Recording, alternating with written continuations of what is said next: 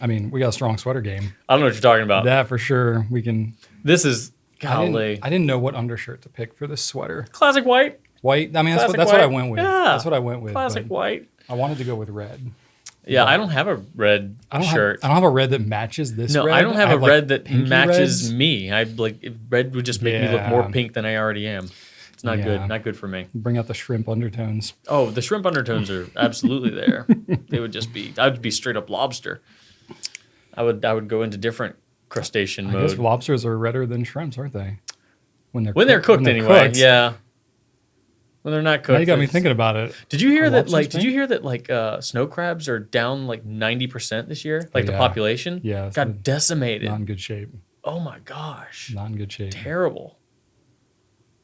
So much for Deadliest Catch. I think they canceled the last 2 seasons or something. Did you hear Dirty Jobs is back?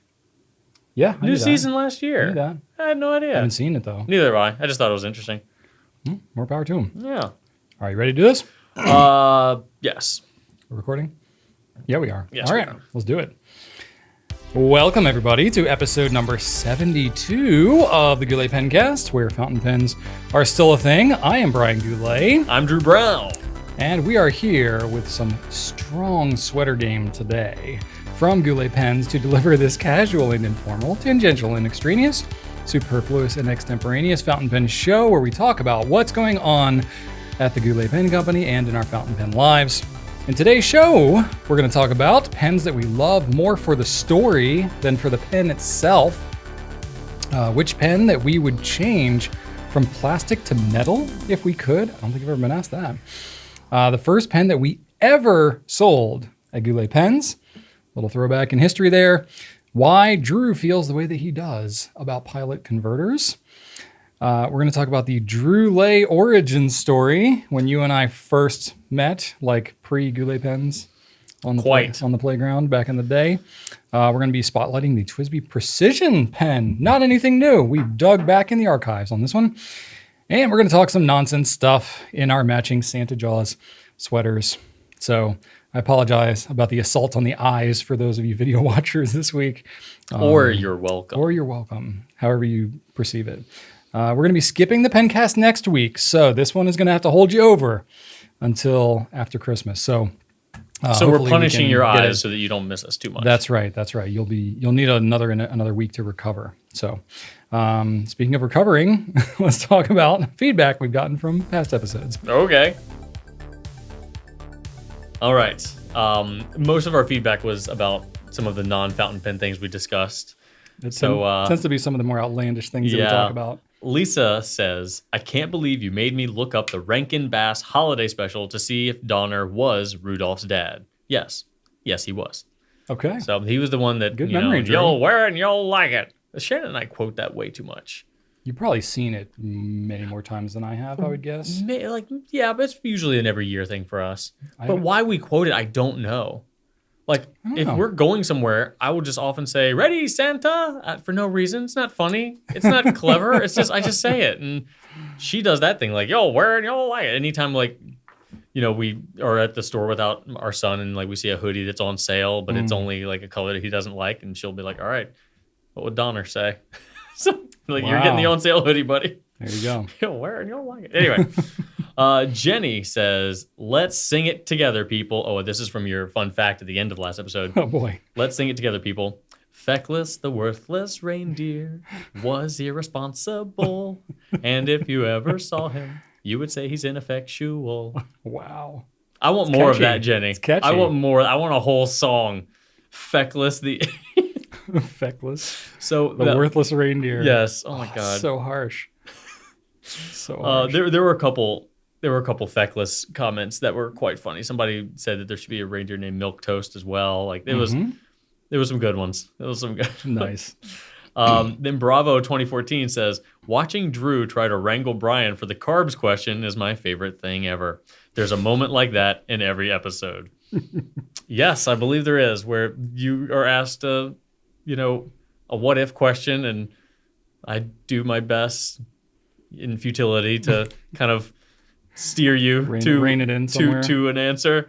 I like options. Yes. And also, we got a lot of suggestions, Brian, because we mentioned there was a comment last week about what we should do for episode 100. Yeah. A lot of people echoed a suggestion to do a live episode. A live episode? So a live recording. So it is both live and then we would publish it as well. I mean, we've talked about that sort of in principle. What does that gain us? That people could interact with us. What's the appeal? Yeah, we would take live questions. Oh, I see. Yeah. Yeah. Y'all think we don't come up with the answers now? If we took them live and didn't have like any ability to prepare? As far as... There would be no deep dives, I can tell you that much. As far as options that require less production and prep time, that's one of the more realistic ones, for sure. It is. I mean, we've done a lot of live video in the past. Yeah. It's fun for those who are live. It's not nearly as fun in the recording afterwards because it's just so much more drawn out. So I don't know. I'm open to the idea. I think we could do it if we had just Instagram live on our phone and we just, I kind of fed you questions from that and we just responded to them live, but recorded it just like we're doing now. I could be open to that. Yeah, we would just let people know when we're going to go live and Okay. I don't know. It's a possibility. We also record this normally at like 2:00 on Tuesday afternoons. All we need, not a time that all we need is people are, 5 questions. Yeah, okay, that's true. Anyway. All right. We will think about it. Yes. We got like 8 months to think about it. Yeah. Okay, I got some feedback here from Beth. Beth says, I have extreme admiration for the two of you with how open and honest you are about your mental health. It's kind of hard to hide in this format, isn't it? It has to be stressful to be there for all of us in the pen community too, because you really are a sort of therapy for some of us. Oh, have mercy. Get actual therapy. We're not qualified. But anyway, I appreciate it. I'm being self-deprecating, but I do appreciate the comments here. Beth says, we all need help. The strongest people deserve to relax too. God bless you guys. You've been a bright light in a few of my darker days as of late. Please take care. Well, I appreciate that, Beth. We are trying. If nothing else, we are an example of if these guys can kind of stumble through life, maybe I'll be okay too. Yeah, and this is you've been burning all the candles at both ends recently, and this is he and I are relaxing with you right now, same as you are with us at this moment. So yeah, it is sort of a relaxing experience. Yes, this is in a weird way. We're going we're going this is definitely one of the less stressful things we can do with our day for sure. Sure. So we're right there with you. This is fun for us. Hopefully you enjoy it. But we are very much right there with you and we understand. Mm-hmm. And just like at the end of the last video, I'm not going to wait till the very end to comment on it this time. I can see the shark, like the mouth and the hat reflecting in the lens. Nice. So every time I'm looking at the camera lens, I just see the shark mouth with the Santa hat. I was good. How can I not feel good about that? That's delightful, yeah. Last time it was your moose that was on your sweater. It was right in the lens, reflecting the whole time. Anyway, fun little behind the scenes stuff. Okay, Atropos the Fate says, "Thank you for sharing the gravy boat picture. I did remember to include I saw that and I was glad. Yeah. I was emotionally, Yes, I fulfilled that promise. Atropos says, I, like Drew, became invested in this endeavor. Y'all are more invested in this than I am, really. Boat is Viking shape, but boat is Viking ship-esque, but the bling level seems to be lacking after listening to Drew's expectation. Well, agreed. You said it like the Indiana Jones cup. All right. What gravy boat even looks like that? Multi-generational gravy recipe, yes or no? Yeah. It needs to have... fifth generation at this point. It needs to have bling. This thing needs to look like a fifth generation gravy boat. So you need to get out there. You need to bedazzle this thing. You need to bury it in the earth for a couple months, pull it back out, weather it accordingly, okay, so that it looks like a fifth generation gravy boat. Okay, I will. It needs to be an take artifact, that into consideration. A legendary that light shines down upon it whenever you pull it out from the cupboard every Thanksgiving, and plays a song like The Sword and the Stone. I mean, you realize Rachel and I have been married for 16 years now, and we just got a gravy boat at all. So you got some catching up to do. So as far as I feel like, adjusted for the curve here, this is pretty bling. At least you have a boat. Yes, we're happy that you have a boat. And currently, it's sitting on our kitchen counter because I don't know where to put it because it's one of these weird things, and I'm like, we're never gonna use this except for like the holidays. Like, am I gonna go put this in like my guest closet? Because like I don't need this in the kitchen. Don't you have one of those like kitchen cabinets that like has an opening, but then of course you can also put stuff like into the side of it? That yeah, we've got stuff like that. That's where it needs to go. Yeah, that's already filled with other stuff. Oh no! So I think I need to like pull out some things and reorganize. Yeah, that's where my annex is. I've got that's where like the teapot is. Oh, like, yep, we got a teapot in there. Yeah, yep, we got one of those. Yes. All the coffee mugs that kind of just get shoved to the back. They kind of work their way back there and don't get priority. Yep, some old, whatever. Please let us know if you have a place in your domicile where there's an accessible cabinet door, and then off to the side that does not have an accessible cabinet door. What do you have in there? It's like a corner cabinet. I really want to know. A corner cabinet that doesn't have like a roundabout thing to make it easy to get to stuff. Tell us what's in there. We all kinds of. I don't even know what's shoved and back. And if you don't know, go look and then tell us. I'm really excited about this. I wouldn't be surprised if we have some things in there that I haven't seen in a decade. Because we probably have stuff there when we first moved in, and it's got shoved back there, and I've just never pulled it back. Sounds out. like you need to remove something, and then add a gravy boat. Because I got nothing going on. That's definitely the most important. I'll text you a reminder at like 2 a.m. Yeah, do that. Block your number. All right. You might be up, probably working. I probably would be. Caitlin says, Brian, if you ever came near Southern California, King's Hawaiian has a whole restaurant and bakery. I looked it up. Did you? I looked it up. It's just outside of LA. So I don't know the next time when I'm going to be near there, but I got to say the restaurant looks pretty dang good. I mean, I wouldn't like go to a city just to go to a restaurant, but if I was like Yoff is in LA, right? Well, I mean, LA is. That's like saying DC. Like it could be like a 2-hour difference of driving across the city. Yeah. So I don't know when the next time I'll be there, but now I know that it exists, and I will take that into consideration. There you go. So thank you, Caitlin. In the meantime, I'll just buy the bread from my local grocery store and eat it, toasted, cut an inch thick with butter, because that's the best.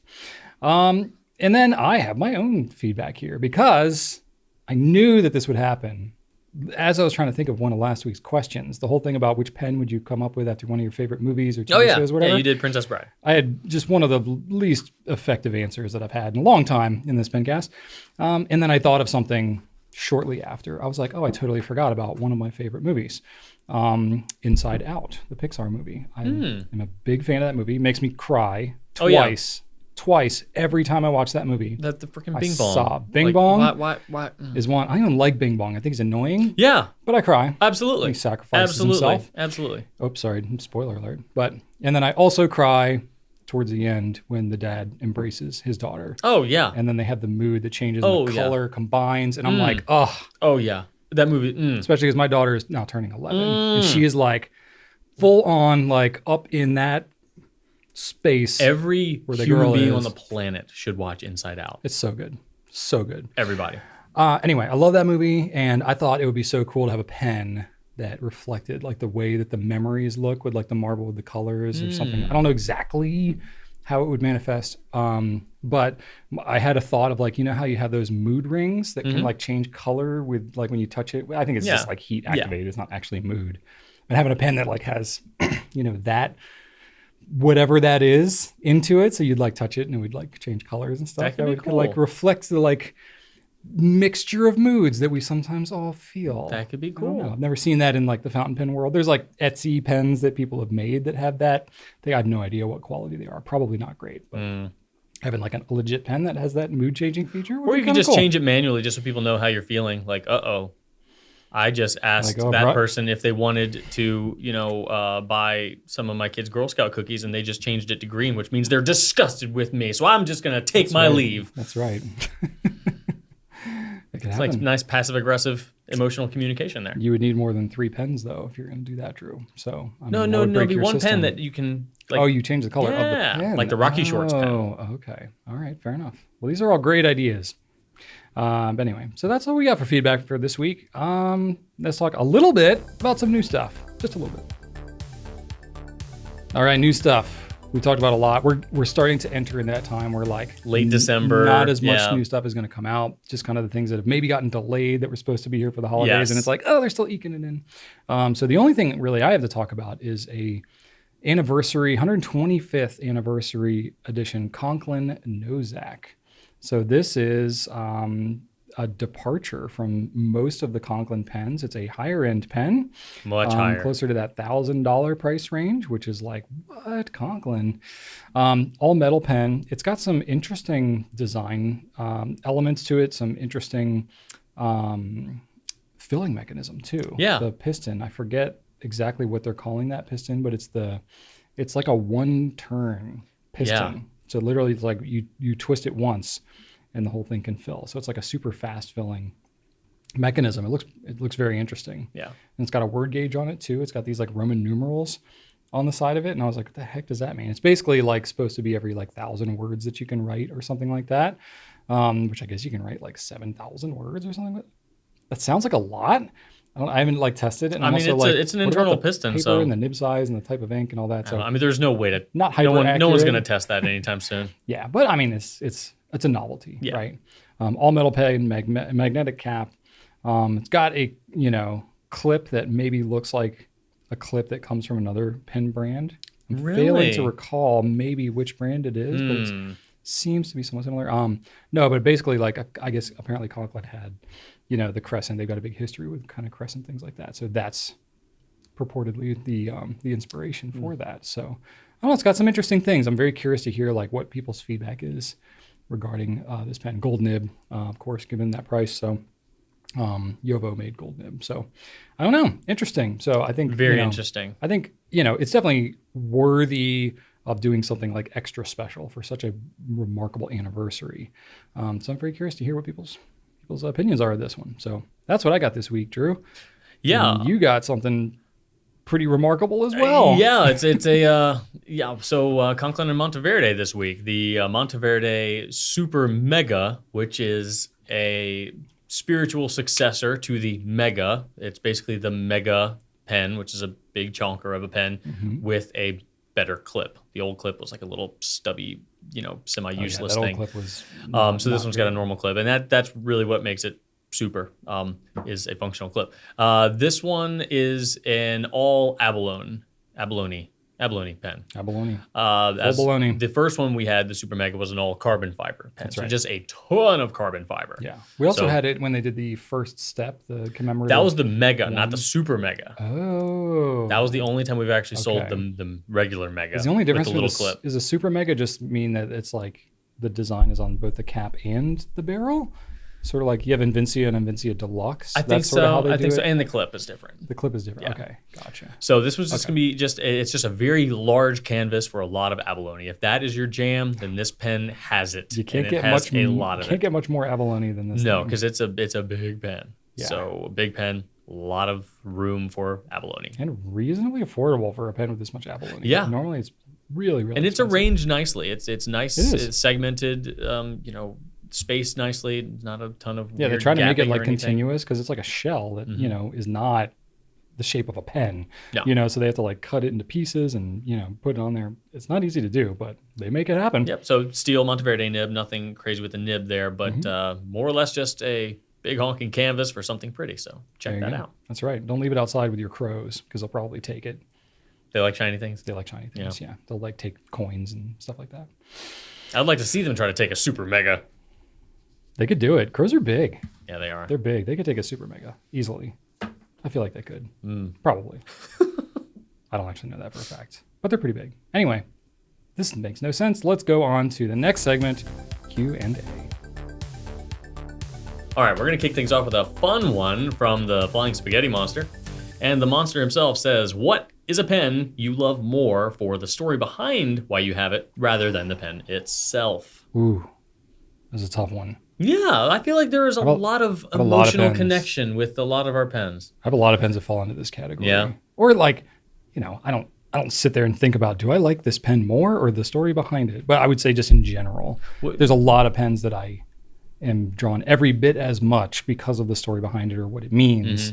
Then like I'm at the point now where like I don't need any more pens. Like now more pens is like it's just like more of something to manage. But don't feel pity for me on that front. But no, I mean, I'm being somewhat more selective about the pens that I will take. Now, in the beginning it was like, ooh, I like this pen, or it has something unique or interesting that I don't already have at my disposal. Nowadays, it's more like it has to be something truly unique, like a unique filling mechanism, or it has to be, some significant story behind its creation. Like the Nexus. That was a unique one you recently kept. Exactly. Because that's a new thing. Yeah, it's like I really want to have this pen on hand for the technology aspect of it and like that kind of a thing. The same reason I have like a Schaefer Snorkel, even though I'm not a vintage collector. I'm like, this is a pen that I want to have awareness and knowledge and know how it works. So I have one of those. Yeah.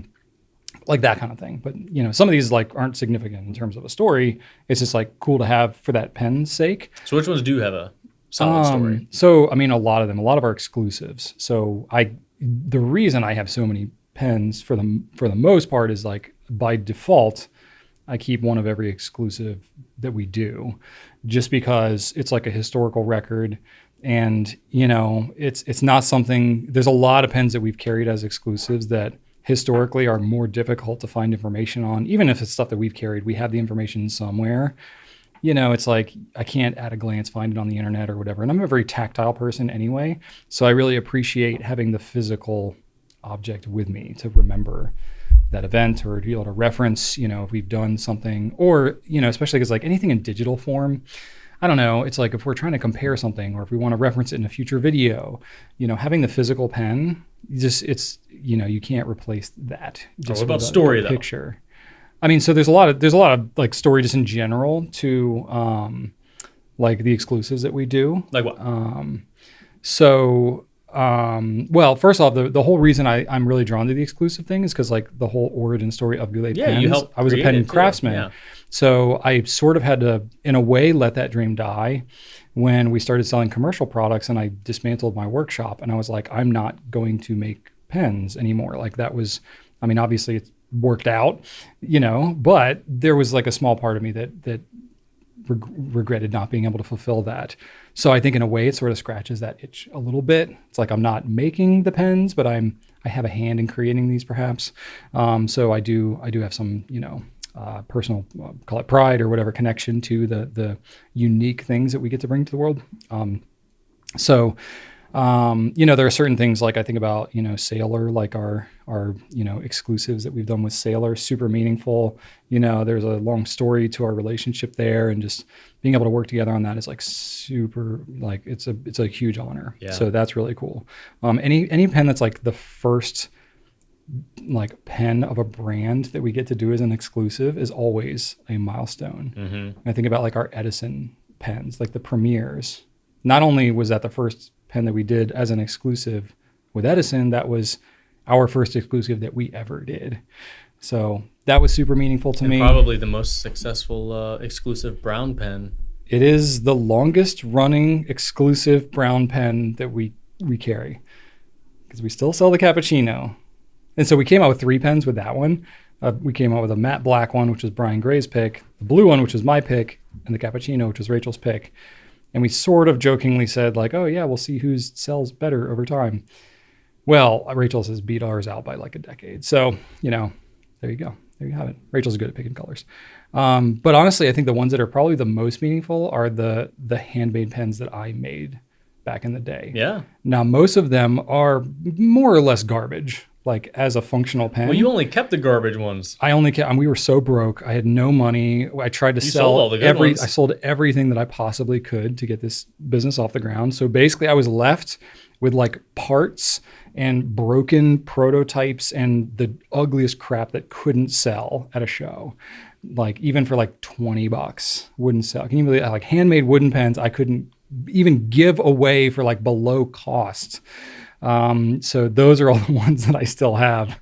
Now, thankfully I have some like family members who I gave ones to that have since given them back to me because they're like, they're like, I have this pen, but they're like, it probably means more to you than me. So they like kind of like let me, take it back just so I have like a representation of something decent I made historically. But those ones are probably the most meaningful, particularly the wooden ones that I made. I have some that I made out of like resin which now is just like, what a waste of time. Like hand turning resin out of that. I'm like, how many resin pens are there? I didn't know anything at the time about what made pens special, but it was all a learning experience for me. So those would be the ones I have. One in particular that was, Amboina burl. That wood is like my favorite wood of all time. Looks gorgeous. My sister-in-law gave that back to me, so I have that back in my possession now. Nice. And it's a beautiful pen. Like I actually did it upright, and now I have it back. So that's one of the more meaningful ones. Just like the history of that. Do you have a fountain pen that has a meaningful history behind it? I think that one might be a fountain pen if I'm not mistaken. Oh, really? Well, I mean, a lot of my pens, depending on which model that I made back in the day, you could just like swap out the front section and make it a rollerball or a fountain. Gotcha. And so I have all these like parts of pens, and like I can swap and make them whatever. Gotcha. So yeah, I mean, even if it wasn't originally a rollerball, I can swap and make it a fountain. Gotcha. But even still, like it's not, as a fountain pen, it's not a very great fountain pen. It's like not weighted correctly, and this is all the wrong reasons, but it looks beautiful. Nice. So anyway, those are kind of the most meaningful ones I have. Cool. What about you? Yeah. Well, I do happen to have a Goulet rollerball from back in 2008. So I do have one of those. That's definitely that was pre Drew at Goulet pens. Yeah. So you were a customer. More on that later, as you know. But so that one is special. I don't use it. The cross refill long since dried up. I need to get some more, but obviously it's going to be special forever. And I have a lot of pens that were either gifted to me or traded, or people said like, "Hey, this is available. You can get it." And every one of those, I am reminded of a connection with a pen friend or somebody whom I met during that interaction and have stayed friends with. So I have a lot of pens that I would never part with just because of that connection. I wouldn't have my E95S or my Stargazer if it weren't for just people being kind to me. So I have a bunch of those like that. So that's really special to me. Not a lot of story behind them, but there are a lot of connections there. There's like a meaningfulness. Yeah, there's a lot of them. those. Yeah. So, and then I do have some pens that I don't write with a ton, but like I have a Karas Customs. I think it's called a Reactor or Reaction or something like that. It's the snap cap one that we never carried. Right. But Matthew Morse gave me that one time after I bought a watch from him. He just threw in a pen. I'm like, oh my gosh, this is so nice. But it just makes me happy to have. Just a reminder of kindness. And Mark Bacchus gave us both one of those Namisu pens. Yeah. I never write that with that one because it's really slippery. It just like flies right out of my hand. But I love it because it reminds me of Mark Bacchus and what a great dude he is. Yeah. So gifts like that just mean the world to me, and I treasure them forever. And I just assume that if I ever got rid of them, that person would know. So I just don't do it ever. I'm like, somebody will. So I don't even consider it. Yeah. Anything that's a gift, I keep forever because I'm like, someone would know if they'd pop up and be like, why are you putting that on eBay? Like, I'm sorry, I didn't mean to. I just have like stealth account on eBay. I have that feel. No. But then I did want to mention one that was given to me. This is also a gift that I got from a dear friend. And I thought I haven't mentioned it on the Pencast yet, but I have a Montegrappa Elvis TCB, Taking Care of Business pen. They came out with several Elvis pens. This one was the Vegas version. They did, I think they did like a Jailhouse Rock and like an Army version, but this one is like the gaudy Vegas version with the white and the gold, but it's got this amazing TCB lightning bolt as the clip. With like rubies in the TCB. It's got an Elvis nib with him right there on the front. That is a cool nib. Oh, it's amazing. And I never ink up this pen. I've inked it up once and wrote with it until the converter was done. But since then, I just like looking at it. It just makes me happy. It feels so cool. After having visited the Montegrappa factory, I have a newfound appreciation for how it was constructed, all of the little jewels, how they were inlaid in the TCB.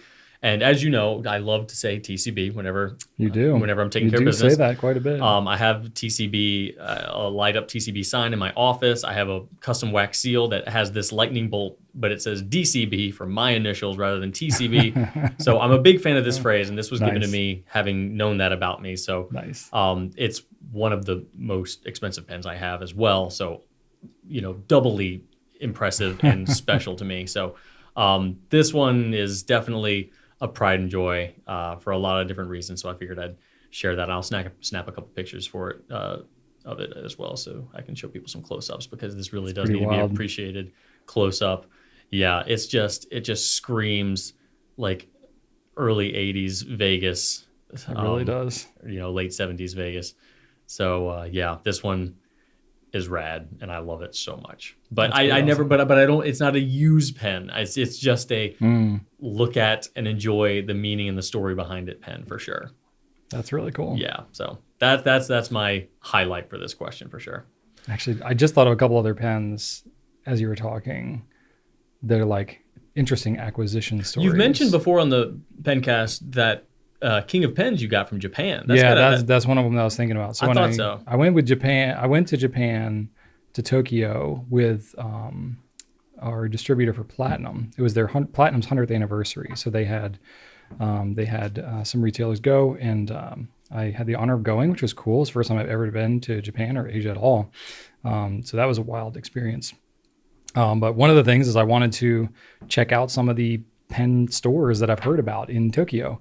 So one of them, I literally was just on my own, didn't speak the language, nothing, just went with my phone, tried to navigate the city, found a pen event that was happening at, I guess, like a bookstore, like a local bookstore they have there, multi-level. I mean, it was like a huge store, but they had a pen event there, and I bought this exclusive like sailor thing that was blue, King of Pens, two-tone nib. It's gorgeous. I love this pen, but I had to transact the whole thing through my phone using like Google Translate, and I made it happen. Yeah, that's a cool story. Yeah, so that was meaningful in many different fronts. This is before we were carrying Sailor too, so it was meaningful in several different ways. And then the other one I have this blue Vanishing Point, which I don't even know. I think it was like a retailer exclusive in Japan only, but I found it at this hole in the wall pen store. I mean, this place was like in the middle of a building in Tokyo. You would not be able to find it. There was no sign. There was nothing. I somehow navigated there with our group. We just had heard that this place existed. I think somebody else who in the group I was with like knew that this guy was there, or maybe had done some business with him or something like that. And it was like on the 3rd floor. We had to like walk through this building that didn't look like people should be walking through it, and go up to like this 3rd floor. There were no windows. It was like basically a single room, but it was just filled with these like pens that you just never see anywhere, especially in the US, like vintage stuff, all kinds of things, all kinds of crazy stuff. I wish I'd had like $100,000 because I would have bought all the pens. But it was some cool stuff. So I found this blue Vanishing Point there, and I was like, well, I gotta have that. How is that different than what's normally sold? I mean, we have blue Vanishing Points. Well, it's like blue, but it's got like these white kind of like striations through it. So it's not anything that we've ever had in the US. Okay. It was like a something that was for like an anniversary pen for a specific retail chain or pen store chain or something like that. I'm sure somebody will be able to tell us where it came from. Yeah, but anyway, so that was, I mean, it's blue, so I love that. Yeah. For that respect, but also you can't find it anywhere, so I bought that. Very cool. Yeah, but then just like the story of like, this like little hole in the wall place as I was wandering around Tokyo, and okay, that's cool. Nice. So yeah, anyway, I have a million stories like that. Not like that exactly, but that have cool things. So, but we probably exhausted this question, and I'm going to move on. All right. This next one is from Torpedo Monkey. What pen would be your number one pick to change from a plastic body to a metal body? This is a new question. This is interesting. Yeah. Normally, I sometimes I'm like, all right, some people, I pick their questions. I feel a little too often, but old Torpedo Monkey, he comes up with some good ones. Yeah. So, I would say the E95S. We talked just last week about... That pen's so good as it is, though. It is, but so is the Silvern. And so is the Mew and the Murex and the M90. Like, true. Similar shape, so it can work. Oh, yeah. And it wouldn't be too heavy because the M90 is stainless steel, and that's just fine. True. So we were talking about pocket pens last week, and how the E95S, while we both love it, probably not the best to actually, go out and about beating it around in your pocket. If it were not like raw in your pocket. No, but if it were metal, though, I feel like it would enhance its durability a bit more. You wouldn't have to worry so much about it. So I feel like if they just did an aluminum or a stainless steel, that pen could benefit from that. And I think there would be demand for that. I don't think it would lose anything, because there are similarly designed pens in that shape and style that are metal and look and feel pretty good. So keep the same nib on it. Have that same keep everything the nib. same. Yeah. Probably maybe even the same. maybe not the same grip because the Silvern has a large plastic grip. Right. But it's not as lengthy as the E95S. That's like half the pen is that grip. Yeah. So maybe I think the whole thing would probably need to be steel, or you'd need to have like a shorter grip so that the inlaid nib can affix to plastic because it has to. You can't affix that to steel. That would not work. I mean, you could theoretically. I've never seen it done. Yeah, I don't know. Anything's possible, but so that one popped into my head, and then I thought about the Diplomat Magnum because that is a super lightweight pen. Super light. I like had that almost too lightweight. I think that if that were aluminum, you'd be able to get a fun variety of colors. I think that you wouldn't have to charge that much more for it. Maybe $10 more. Like if you can assume that with the Safari to the All-Star, it's about a $10 difference there. So yeah, no idea. I think that could be a thing. I think it would give it some additional because it's a great pen. I love the Magnum, but in the hand, it feels very insubstantial, if that's a word. So I think a little bit more of a solid... A little weight would actually help it. A little bit of weight, and just it's not a bad quality pen. It performs well. It's just a very light pen. Yeah, so I feel like the metal would give it more of a feel of quality, even though it is a quality pen. Okay. There'd be that perception there. I can see that. And then my last pick is the so number one was E95S, so that's my number one. But then two honorable mentions would be the Magnum and then the Sailor Compass High Ace Neo. I love this pen. I think it flies under the radar too often. I love writing with it. It's such a good performer, and to get a nice wide stub nib at a really good price, like there's almost nothing better. That's practical anyway. The Pilot Parallel is great, but the High Ace Neo is much more practical to put in your pen case and things like that. So, but again, it's really, really lightweight, feels very plasticky in the hand, but the performance is so good. I just want the body to kind of match the performance in terms of just outward appearance. So I feel like if that one were aluminum, because I don't know if is the cap aluminum or is it just the barrel. The cap looks like it might be aluminum because it's that blue. It might just be shiny blue plastic. I can't remember. It's just blue plastic. Yeah, there's no metal. So like, but picture like the Plaisir or something like that. If it was like that sort of like.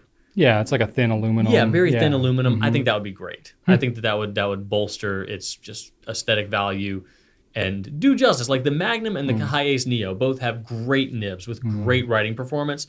The barrels are just not as wow as the performance is, in my opinion. Yeah, and the High Ace Neo too, it's like there's 3 different nib sizes, but there's just one color, the one design of pen. Yeah, so it's like you're not really losing much by going to metal on that one. So those would be my 3 picks. Okay. The only thing on that Neo, the High Ace Neo though, is the body is clear, so you can see the ink level in there. If that was metal, you would lose like the visibility of the ink level in the pen. Yeah, that's true. So I mean, there's like a little bit of there. That's true. That isn't a big factor for me. No, I don't need things to be clear. Unless you could do clear metal. Let's do that. Sounds like a good idea. Yeah. Let's do clear metal. Yeah. Clear aluminum. That's a thing, right? Isn't that in Star Trek or something? Clear wood is a thing. They're like finding ways to remove the color out of the lignin in wood. So you can, it's like a whole thing now, transparent wood. All right. Well, you should do that for your chessboard. Black and clear. Black and clear. Why would a clear chessboard be necessary? You would just see the table underneath. Right? Yeah, it'd be floating black squares. It'd be like I don't see the floor is lava. I don't see the appeal of that. Okay, fair enough. I had a hard time with this one. I don't know that I would do this to any pen. I don't feel like going metal. You don't like changing anything about pens. You think all pens are fine the way they are. I don't know. I mean, I really tried to look through it. I like pulled up our website. I looked at just all the resin pens. They all have value. But no, I mean, I generally. What do you think? Yes, they do. You say that like it's a bad thing. No, but I was trying to think like what pen would I like more if it was made of metal? All right, well maybe not to make it easier for you. And I struggled to think of one, really. Maybe not that ones that you would like more, but it would. Let's say you're adding it to the option or adding it to the variety. You'd have this pen and also a metal version. Sure. Just to mix it up. All the ones you mentioned did run through my mind. I didn't write it down in the notes, but they did cross my mind as like ones that had some potential. I think because they all fall into the category of like pretty light pens. Yeah. Because it's like I wouldn't want to take kind of a bigger pen and go make it metal and just make it that much heavier and kind of awkward. So I put the Pilot Explorer. Yeah. Because it already looks fairly metallic anyway. And it's one of those pens you pick it up and you're like, wow, this is really light. A lot of similarities with the Magnum there. Yeah. Very lightweight, very plasticky good, feeling. Good quality pen, but if that one was made of metal and had a little more heft to it, I would not hate it. Yeah, you would need a metal clip too, because that's got a plastic clip. Yeah. So no, it's a metal clip. The Explorer is a metal clip? Yep. Really? 100%. Maybe I'm remembering wrong. Yeah, it would. You don't think it would be too close to the Preppy if it was metal? You mean the Plaisir? No, I mean the Metropolitan. The Metropolitan. Yeah. I mean, it's a different shape. It's like longer and slimmer. So no, and like the grip is very different. Like the grip is a lot shallower on the Explorer, which I do like a lot. Yeah, like the step is like a lot shallower from the grip to the body. Oh yeah, it's pretty substantial. I mean, on the Metropolitan, like the grip is long enough where it's not really a problem, but it is noticeable. It is, yeah. But right after that center band, it drops off. Yeah, the Explorer, the cap is a little bit proud of the body, so the step doesn't have to be as dramatic. So I do like that more. # Team Explorer. But I wouldn't want a metal grip on that pen though. No, I would want a metal body and a cap, and not a metal grip. Yeah. It's a black clip, but it is metal. Okay, maybe this is a really thin metal. It is very thin. Okay, yeah, you're right. Okay. What am I thinking of that as a plastic clip? I don't know. Not many pens have a plastic clip, like a Preppy does. But a black plastic clip? I don't know. I don't know what I'm thinking of. But yeah, I mean, the Explorer, you could even make it the same colors and just make it out of aluminum instead of. Like and I feel like that would be. You could say that it's already aluminum and it could look that way. So you're right. You could say that. Already. You could say that, and you would be wrong. I know because it's not. But it does look. It does look like metal. Metallic. That's what it means. That's right. It looks like metal. Okay, that's all I got. Explorer? That's a sorry. Okay. Lame answer on this one. But that's fine. I don't think anybody's going to disagree with you there. I think pens are beautiful in their own way. I embrace them for what they are. I know. All right. This next question is from Russell Graff. Okay. Do you remember the first pen you sold on the Goulet website? I'm guessing this is not including. So it depends how I'm going to go ahead and exclude my handmade pens. Yeah. Because that was the original version of the website, was to sell my pens. Right. It was literally a pen company that made pens. Do I remember the first pen that we sold off the website of the pens I made? No. Nor could I even explain what it was, because it's like all using like model terminology that doesn't make any sense outside of the pen making world. But I do remember at least the first couple, because I think we carried a couple at the same time. I don't remember actually, like it was probably within maybe the same day or they were all from luxury a couple brands, of days. Right? Yeah. So basically, long story short, we started out selling ink and paper because I was making my own pens. So we originally didn't carry commercially made pens. First off, I didn't know anything about them, but also I was trying to sell my own handmade pens, and I was just trying to sell ink and paper to go along with it, thinking that that would just get more awareness in the community around the pens I was making. We weren't thinking we were going to build this like pen supply retail empire. I was trying to just be a pen craftsman. Well, everybody bought the ink and paper. Very few people bought my pens. Couldn't justify the space, and we ended up just expanding our ink and paper. But we were busy enough just with that and learning how to do shipping and how to do all the taxes and all the things with actually like running a business. So we didn't sell pens for a year. It was about a year from the time we initially launched fountain pen, accessories, ink, paper, things like that on the website. You had Jeroboam ink, right? Yeah. So we started out with Jeroboam ink. We had Clairefontaine, Triomphe, Quo Vadis, that kind of stuff. Quo Vadis, right. Yep. So then we, a little bit later, got Pelican.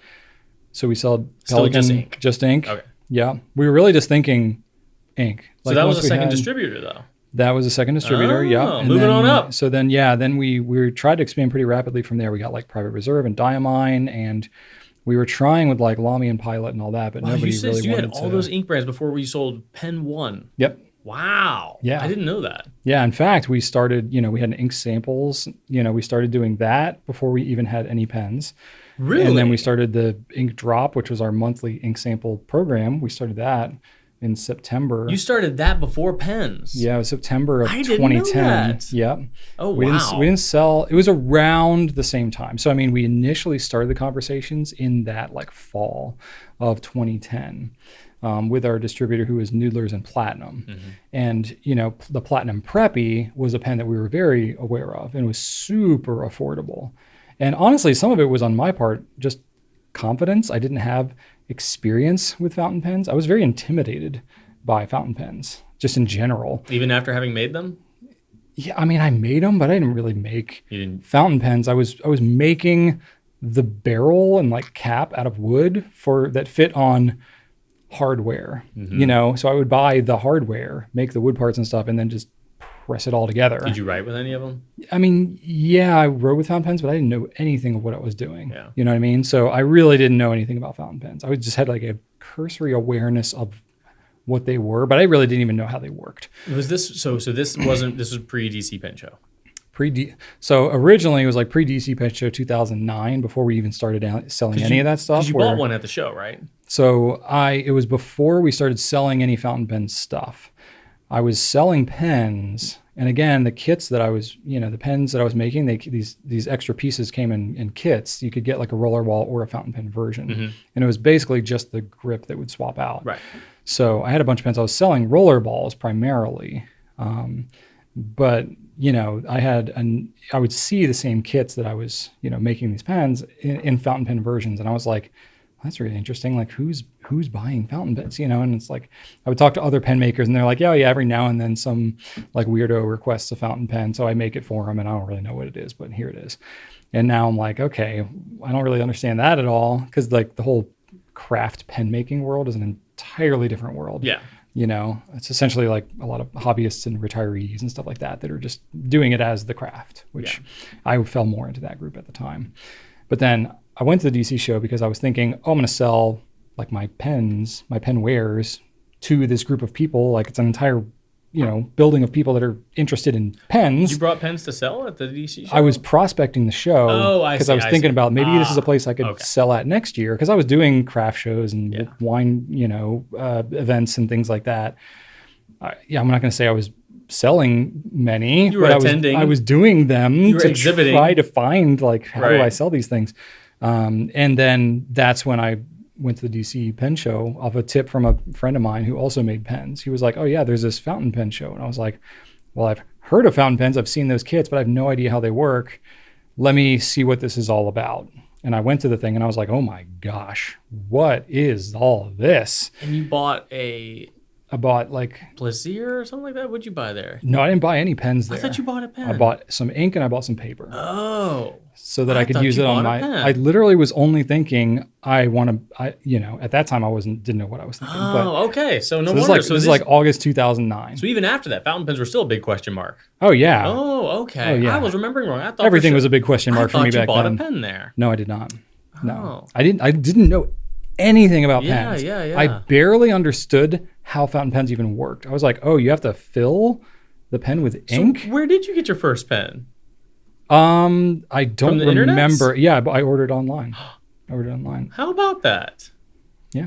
All this time, I thought you got your first pen from the DC show. And then very, very quickly after that, we started linking up with, pen accessory companies and stuff like that. So I sort of acquired. So you got your Pelican script and all that stuff. Yeah. Well, so some of that stuff I got into because like once we picked up Pelican ink through the same supplier that we had, I could buy the pens like wholesale. And once I also had like almost no money. Like we had our mortgage, our first kid, we were starting this business. Like I had no hobbies, I had no life. All I had was this business and my family. So we put everything we had back into this business to get it off the ground. So like pretty much I was buying pens only to learn about the absolute essentials of how fountain pens work so that I could be more educated as a retailer. And then it was, basically prospective products that we were thinking about carrying. And those were the ones that I would acquire. And I guess not that much of that has changed. And then you fell down the rabbit hole. And then I really it clicked and I was like, oh, because even with my handmade pens, like I was replacing all of the refills with like the highest quality gel rollerball refills that I could get for whatever fit that type of pen, because I wanted to be the best writing. And I thought that was like the ultimate writing experience until I finally used and really understood and used like a decent fountain pen. I was like, oh, this is like a whole other level. Yes. And that's when I nice. started to fall down the rabbit hole. I got the bug, but then I made just all the mistakes that everybody could possibly make getting into fountain pens. Sure. I bought what I thought was the right type of ink that I wanted. I wanted a deep blue ink. Shocking. Some things never change. I ended up buying an ink that seemed really deep and saturated because it was swabbed in front of me at the show, but it was still wet. And then once it dried, it was like a pastel-y kind of periwinkle color. And I was like, ugh. And especially like a swab versus in a pen looks very different. Yeah. And so I used it in the pen. And I was like, oh, this isn't like the color I like at all. And I was like, now, and it was like a diamine. I was like, I got like 80 milliliters of this now. But they gave me like a 30 ml bottle extra. I guess they were just giving away extra bottles at the show. And I was like, oh, I'll try whatever, this, midnight blue. And it was much darker and more saturated. And I was like, ooh, I like that better. But it's this dinky little plastic bottle, which is still the same ones they have now. Yep. And I knocked it over the first time I went to fill it. And I spilled half the bottle all over my kitchen countertop. And, I just did all the things that you do. So all that stuff stuck with me, though, for a very long time. Still does. So anyway. First pen sold, Brian. Yes. Very long, roundabout way to get to this question. So basically, I didn't know what I was doing. And I really wanted to be super intentional about how we got into pens. Honestly, because I felt completely inferior in terms of my knowledge and experience. And I was really all in on like the ink and the paper thing. Yeah. Like a lot of our earliest videos were all just ink and paper. So I felt like I'm not even worthy to talk about like a gold nib. I don't understand what they are. They're so expensive. I can't afford them, whatever. But I was like, platinum preppy? Okay. That seems like something that I don't have to be a pen expert. I can carry a preppy, talk about my experience with it, and that's okay because I'm a total noob and, people will forgive me for that. And it's so inexpensive that even if people don't agree with whatever I've said about it, they're not going to be too upset. So that's what we did. So the Platinum Preppy was the first one that we had our kind of eyes on. But the distributor that we were working with at the time carried both Platinum and Noodlers, still do to this day. And Noodlers Nathan was just experimenting with pens. He had been doing only ink at that time. This is before the flex nibs even. So he had the Nib Creeper, which we still have that pen, but it was a non-flexible nib version.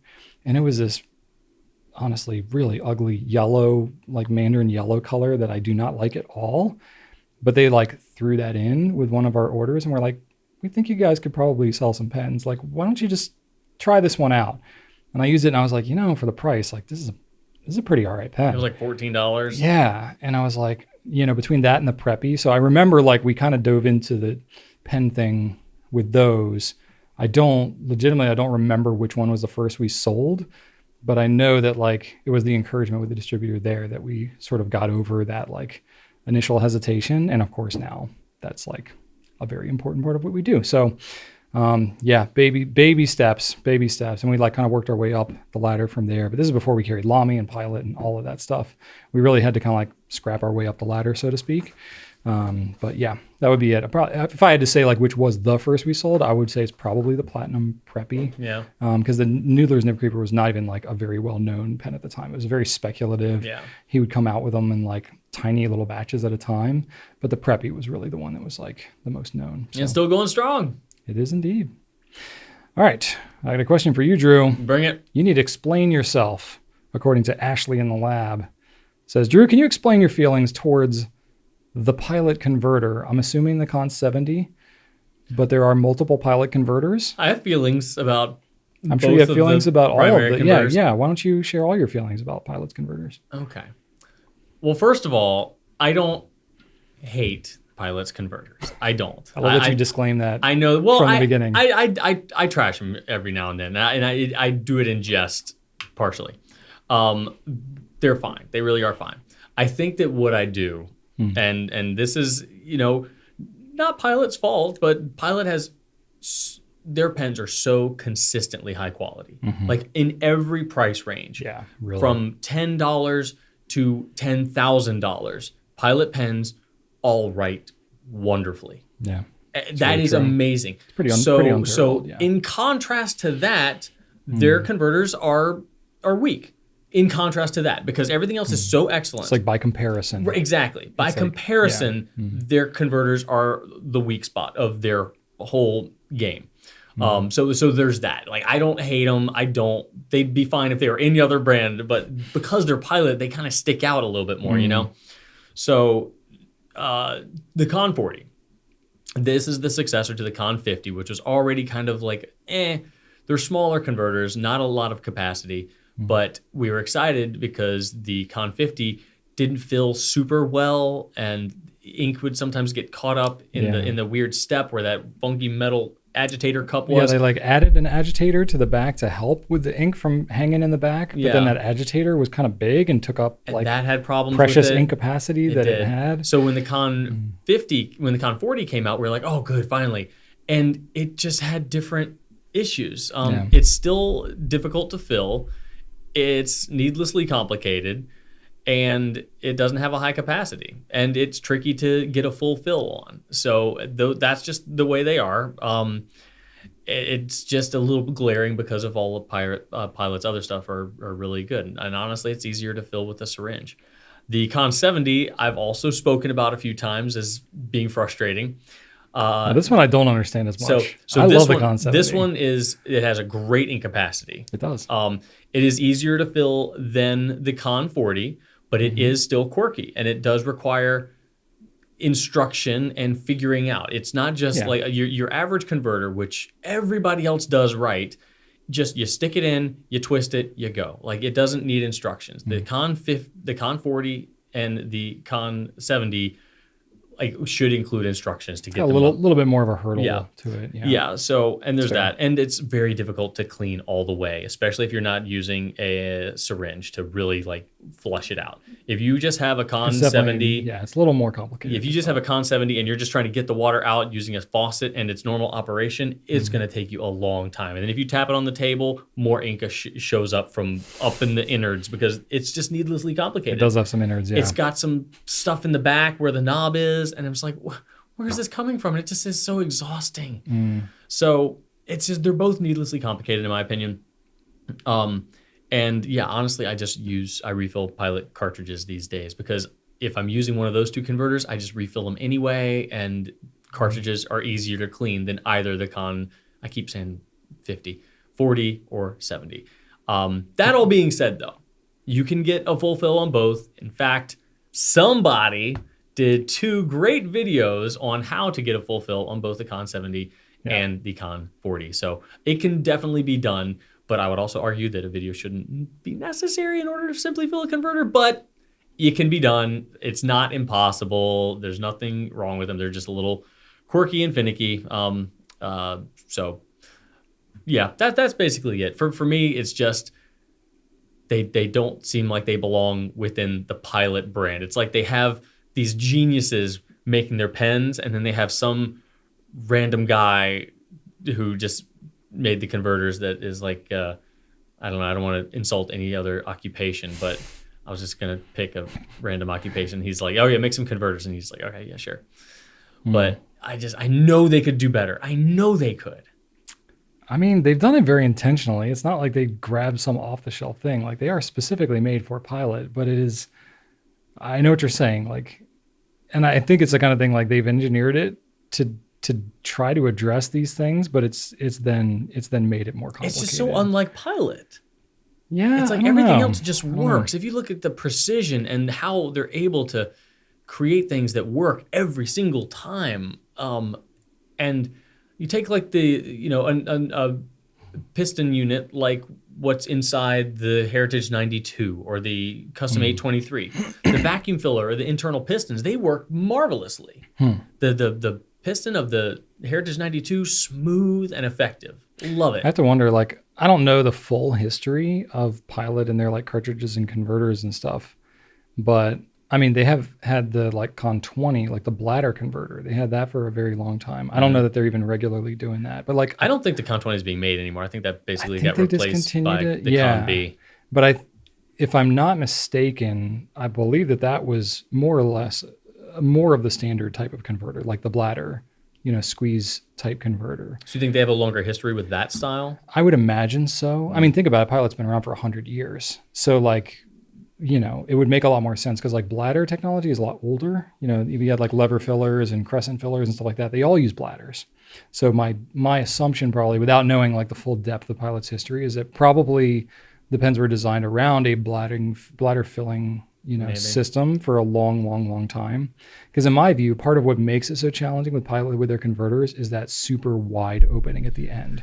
It just makes it very difficult to get a vacuum out of there. Because where the seal is touching the walls on inside that converter, it's almost the same diameter as you have with the opening of it. Whereas you think like a standard international converter, it tapers a lot towards the end, which is going to give you more of a vacuum draw. It's like sort of helping you out. Yeah. So I think that's part of what makes it more complicated. That, but the Sailor converter is also pretty wide mouth as well. It is not quite as much, and it is, not as efficient to fill maybe as like a standard international where it's a lot thinner, at that opening. So I think, Do you think a lot of it has to do with the seal? I think a lot of it has to do with just how big of an opening that thing has. Because think of it as like if you're trying to suck something up through a straw, if you've got a thin straw, it's going to be, you're not going to move as much volume, but it's going to be very easy to kind of suck something up through that straw. Whereas if you have a really wide straw, it takes like exponentially more like sucking power to be able to draw the liquid up through there.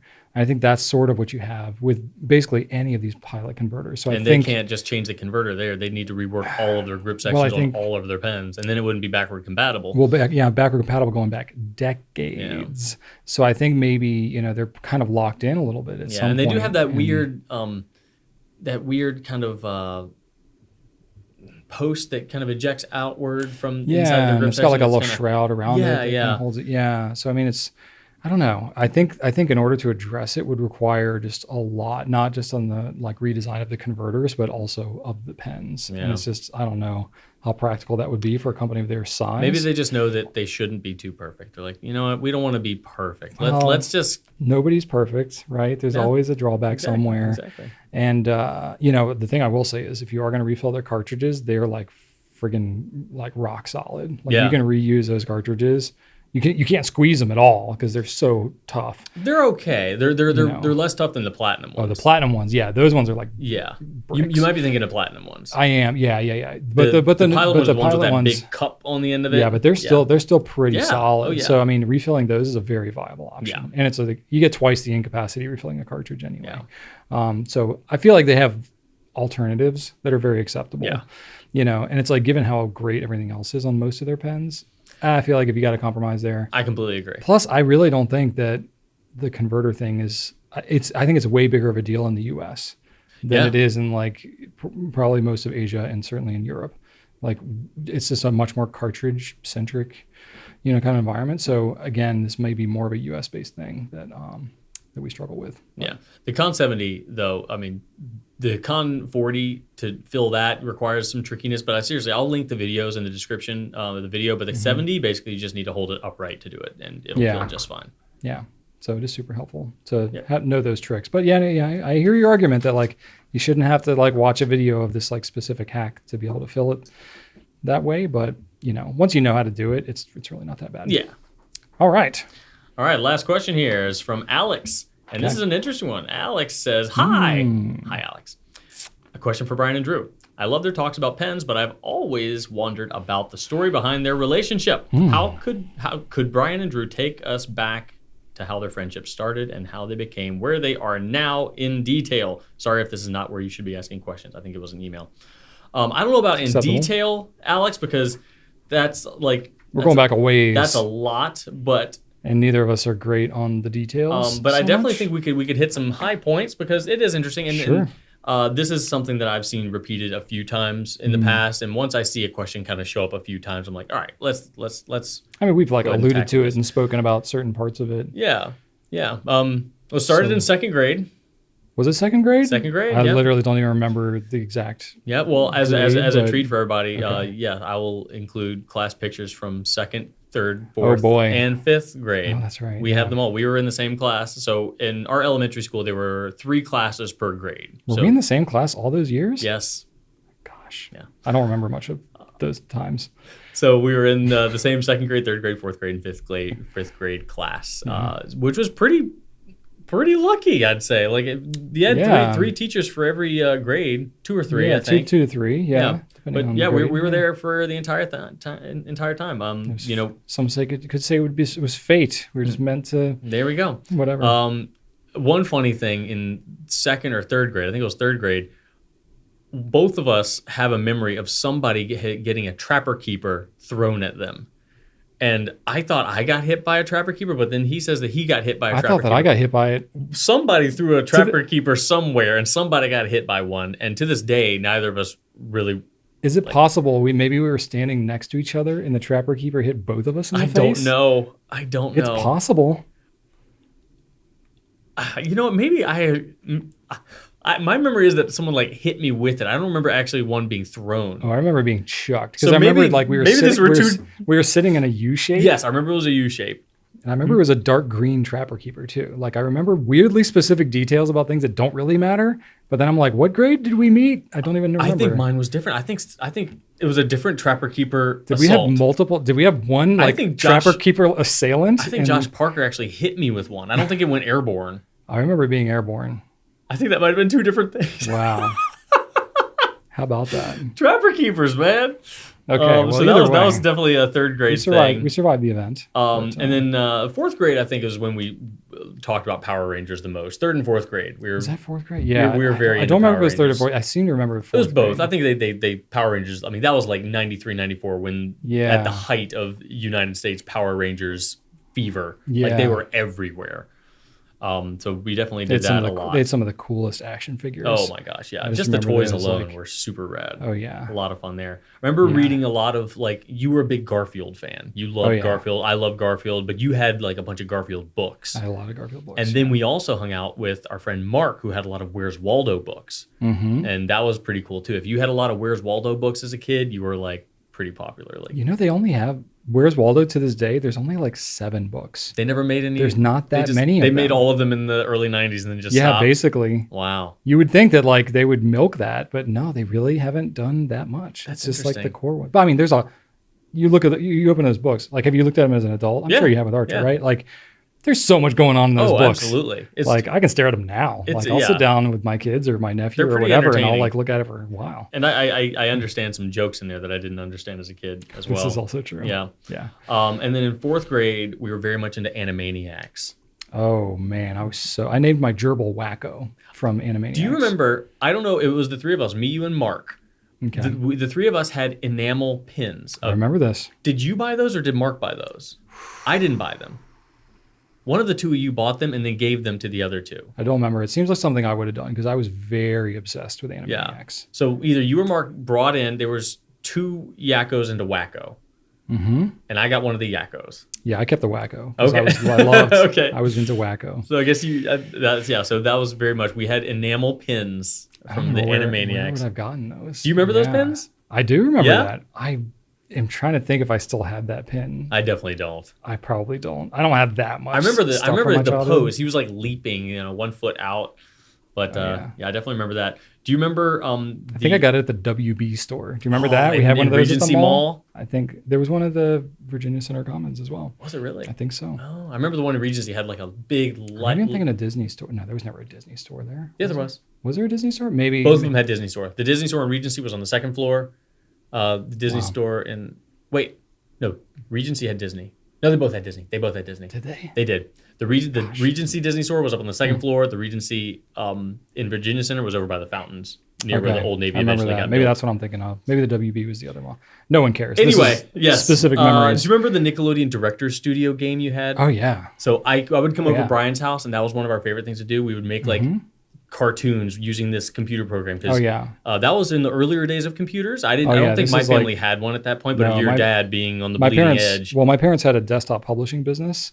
So basically I grew up with 6 to 12 computers in the house. That's insane for the 90s. It is insane. I mean, they were using it for their business. So it's and most of them were Macs. Yeah. I would get to play some very specific computer games very early on. Need for Speed.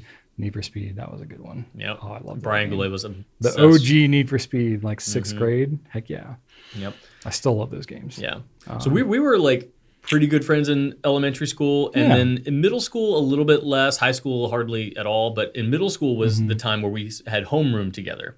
That's right. And South Park came out. We drew a lot of comics. Yes. We drew a lot of, just doodled a bunch of comics poorly. Drew and I didn't pay attention so much in school. Well, it's homeroom, it didn't matter.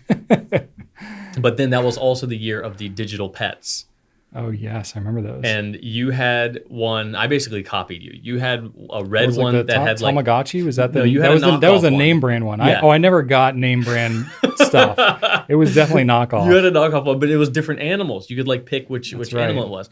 And I thought you were so cool, even though you absolutely were not, because you had it clipped onto your pants, and you would like wear it around. Utility. And it was this. Do you remember? You had a very specific clip. It was one of the little spring-loaded clips. Yeah. But it was one piece. It was one unit with 2 spring-loaded clips on either side. Yeah. And I thought that was so cool, and you brought me one.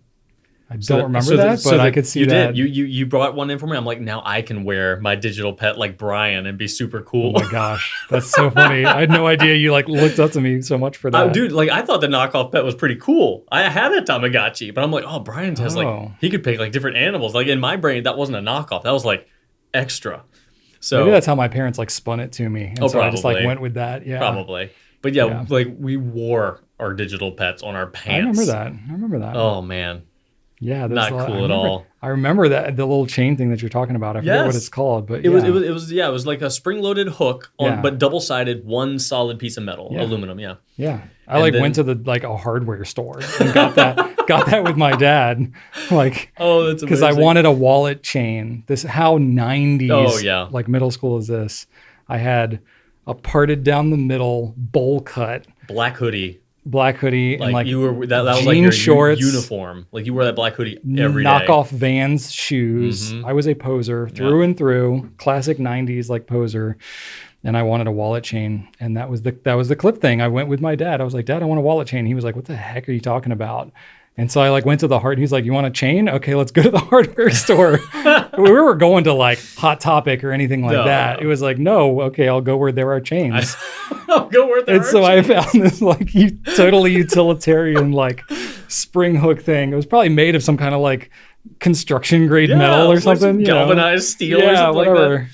I don't know. Yep. Well, you brought me one. I really appreciated it. That was also the year you discovered that the Pilot Dr. Grip could be taken apart and disassembled and put back together and taken apart and put back together over and over and over again. Mechanical pencil, I was into that. You loved that pen or pencil. Yes. So yeah, and then so funny. I'm glad you have such specific memories. I've not thought about this in 30 years. Oh yeah, no, it's in there. High school, we didn't hang out much. I don't think we had any classes together. We didn't have any classes. We were like friendly. Like we'd like sit at lunch. Yeah. Like, we didn't avoid each other. And we had some mutual friends, but we didn't really hang out at all. Yeah. You were in a band though with some of my friends, so I would see you play every now and then. You played bass. I did. I recorded. I brought my camcorder everywhere. I was that kid, like just always with a camcorder recording everything. And it was before everybody had a camera on their phone. So if you see a weird kid walking around with a camera, like the teachers were like, why does he have that? Is that okay?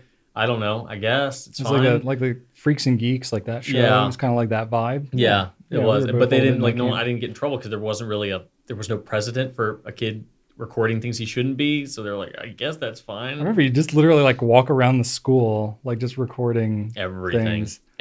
So much garbage. I have 50 tapes now. I have 50 tapes, and they're all filled with just nonsense. Yeah. So yeah, that was me. Brian, like you were like chorus leader and this other club leader, and I was just a goof. So yeah, probably for the best that you might not have hired me if you spent more time with me in high school. So I'm glad that I spent enough time with you. Kind of did. I knew. I mean, you knew I wasn't like a bad kid or anything. But no. Golly, yeah, we definitely matured at different rates. I'll say that. Yeah, I guess so. That's a good way to put it. But yeah, then after high school, I didn't see you until we didn't engage at all. Like Facebook happened, so Facebook came out like a couple of years after we graduated high school. Well, 2004, I think, Facebook came out. Yeah, it was like college students only for a little while.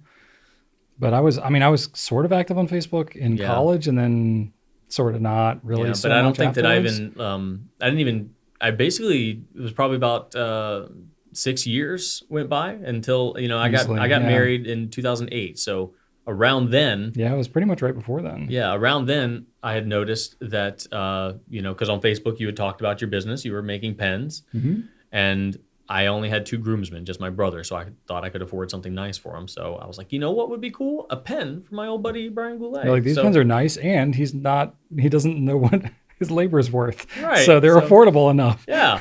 I was not charging enough for those pens. But I connected with you. Me and my fiance came over and saw your wood shop before it was converted into fountain pendum. That's right. Just, ducts and pipes and air filtration stuff everywhere. And I picked out wood and hardware for the pens. It was actually really fun. Yeah, it was fun. So, and I was like, oh, look, somebody who like cares about this stuff, because Rachel was like, really, all this? Yeah, I can go down I was rabbit like, holes. I promise I'll make this into something. Yep. This will be something meaningful. And then Shannon and Rachel chatted while we did that. Yep. I remember she helped with her wedding favors, because she was kind of stressed out about the favors, and Rachel's like just naturally super like good at organizing things like that. Yeah, well, we organize everything ourselves pretty much. So we just had like a bunch of candies in little bags that we hadn't put together yet. So Rachel and Shannon just put those together while we were talking about I remember that. wooden pens. Yep. So we were like, well, we should probably invite the Goulets to the wedding then, shouldn't we? So we did that. We might have had some like extra ones in the car or something, like, oh, also here, come to our wedding. Yeah, right. And then you went to the wedding, and then probably, let's see, so that was 2008, and then I joined in 2011. So another 2 years went by, and that was when you we kept in touch. Yeah. We were chatting. Yeah. You helped me with a Halloween costume thing, because I had a Riddler cane, a green pole with a gold question mark on it that my grandfather had made, but it was very crude. And I was like, I want to do the Riddler again for Halloween, but this thing looks all janky. So I came over and you were like, can you help me make this question mark? Yeah, so wood look more you like an rounded actual it question off. mark? Yeah. So we did do that. That was like a little random thing. A little fun project. And then I think we kind of just casually kept in touch. Yeah. And in 2011, you posted on Facebook that you needed some help. And I was in a miserable you were like, job. I hate my job. It was terrible. I was a title examiner for a foreclosure firm, and this was 2008, so everybody was getting their house taken. And oh man, I was not absolutely the worst job. I had been laid off previous to that, and that was just the first job I could get. Yeah. So I was not in a good place professionally. But we came over again after that, and I remember you were just like, oh, it's so good to see you. And you were like, well, let me just show you around. This is what I'm doing now, since, I had seen the wood shop and hadn't seen your current operation. And I was like, I've sort of transitioned away from the pen making thing, and now we're transitioning into this fountain pen thing. I was like, I don't even care. I think you were literally like, if you can meet my hourly rate I'm currently making now, I will come here tomorrow and quit my job. So we went there and, walked around and just talking with you and Rachel again, and Shannon in the garage. This was like one of the biggest, in retrospect, one of the biggest moments of my life was Shannon, my wife, started crying because she just had such a good feeling from the two of you, you and your passion toward this project, how intentional you had taken your garage and made it into something completely different. And knowing that I was excited, she just broke down and was like, Drew, this is for you. This is where you need to be from now on. And so wild. Yeah, it was a really big deal. And it was really not, I guess like compared to what it had been previously, it was impressive. But now looking back on it, we have pictures. We just had our 13th anniversary. So we like dug through old pictures and like shared it with our team and stuff like that, and seeing like what things were like back in the garage days, as we call it. It was quite crudely kind of put together. Thoughtful, but we just didn't have a lot of resources. I was miserable, man. Like being in that job, like no one looked each other in the eye. It was just a fluorescent light ocean of cubicles, just like you'd imagine. Yeah. Everybody was miserable. I left every day just like feeling like the life had been sucked out of me. So even in those early days, even just Brian, Rachel, and one other guy in their home, in their garage, there was an it factor that Shannon recognized and knew that there was something special there. I didn't. I was just like, I just need to get the hell out. But she saw something, and now it's very clear that there was indeed something. But there was something about you too that just was different and worth investing in and worth taking a chance on. So I took a chance on that, and they took a chance on me, and here we are. That's yeah, that pretty much gets you all up to speed. So it was like we were definitely had like a friendship from elementary school into middle school. But then it was really like a solid 10, almost 15-year gap. Yeah. Probably not, more like a 10-year gap of like just casually keeping in touch, but not. But like you knew enough about me to know that I wasn't like a, miscreant or criminal or a bully or anything. I mean, you've always been a good dude. Yeah. Just so like, hyperactive, weirdo. Like there's nothing dangerous about that. You knew I was at least honest. Sure. I wasn't one of those kids that broke other people's toys and stuff like that. So no, you weren't throwing trapper keepers at people. Well, you were on the receiving end. Right. You or me or Somebody, both of us probably were recipient of that. But yeah, there you go. Yeah, I'm sure you had been over to some birthday parties and stuff. Oh yeah, for sure. I mean, like my memories are very disjointed from my childhood because that was kind of a long time ago at this point. It kind of was. I remember your Connects roller coaster. I remember all your Ninja Turtles Transformers and things like that. Yep. I definitely remember playing the Jaguar. Yes, my dad bought an Atari Jaguar. Yeah, I remember. I think you had a game called Bubsy. Or Bugsy, like a cat that could glide or something like that. Okay, yeah, all the games were terrible on that system. I remember playing something like that. Yeah.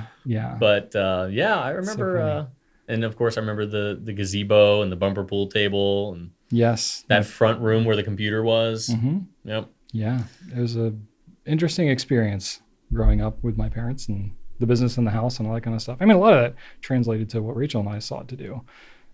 That's part of why we started the business in the house. It was really cool being around, like raising the kids in the house. I literally never knew that it was going to be anything more than just me and Rachel in the house together.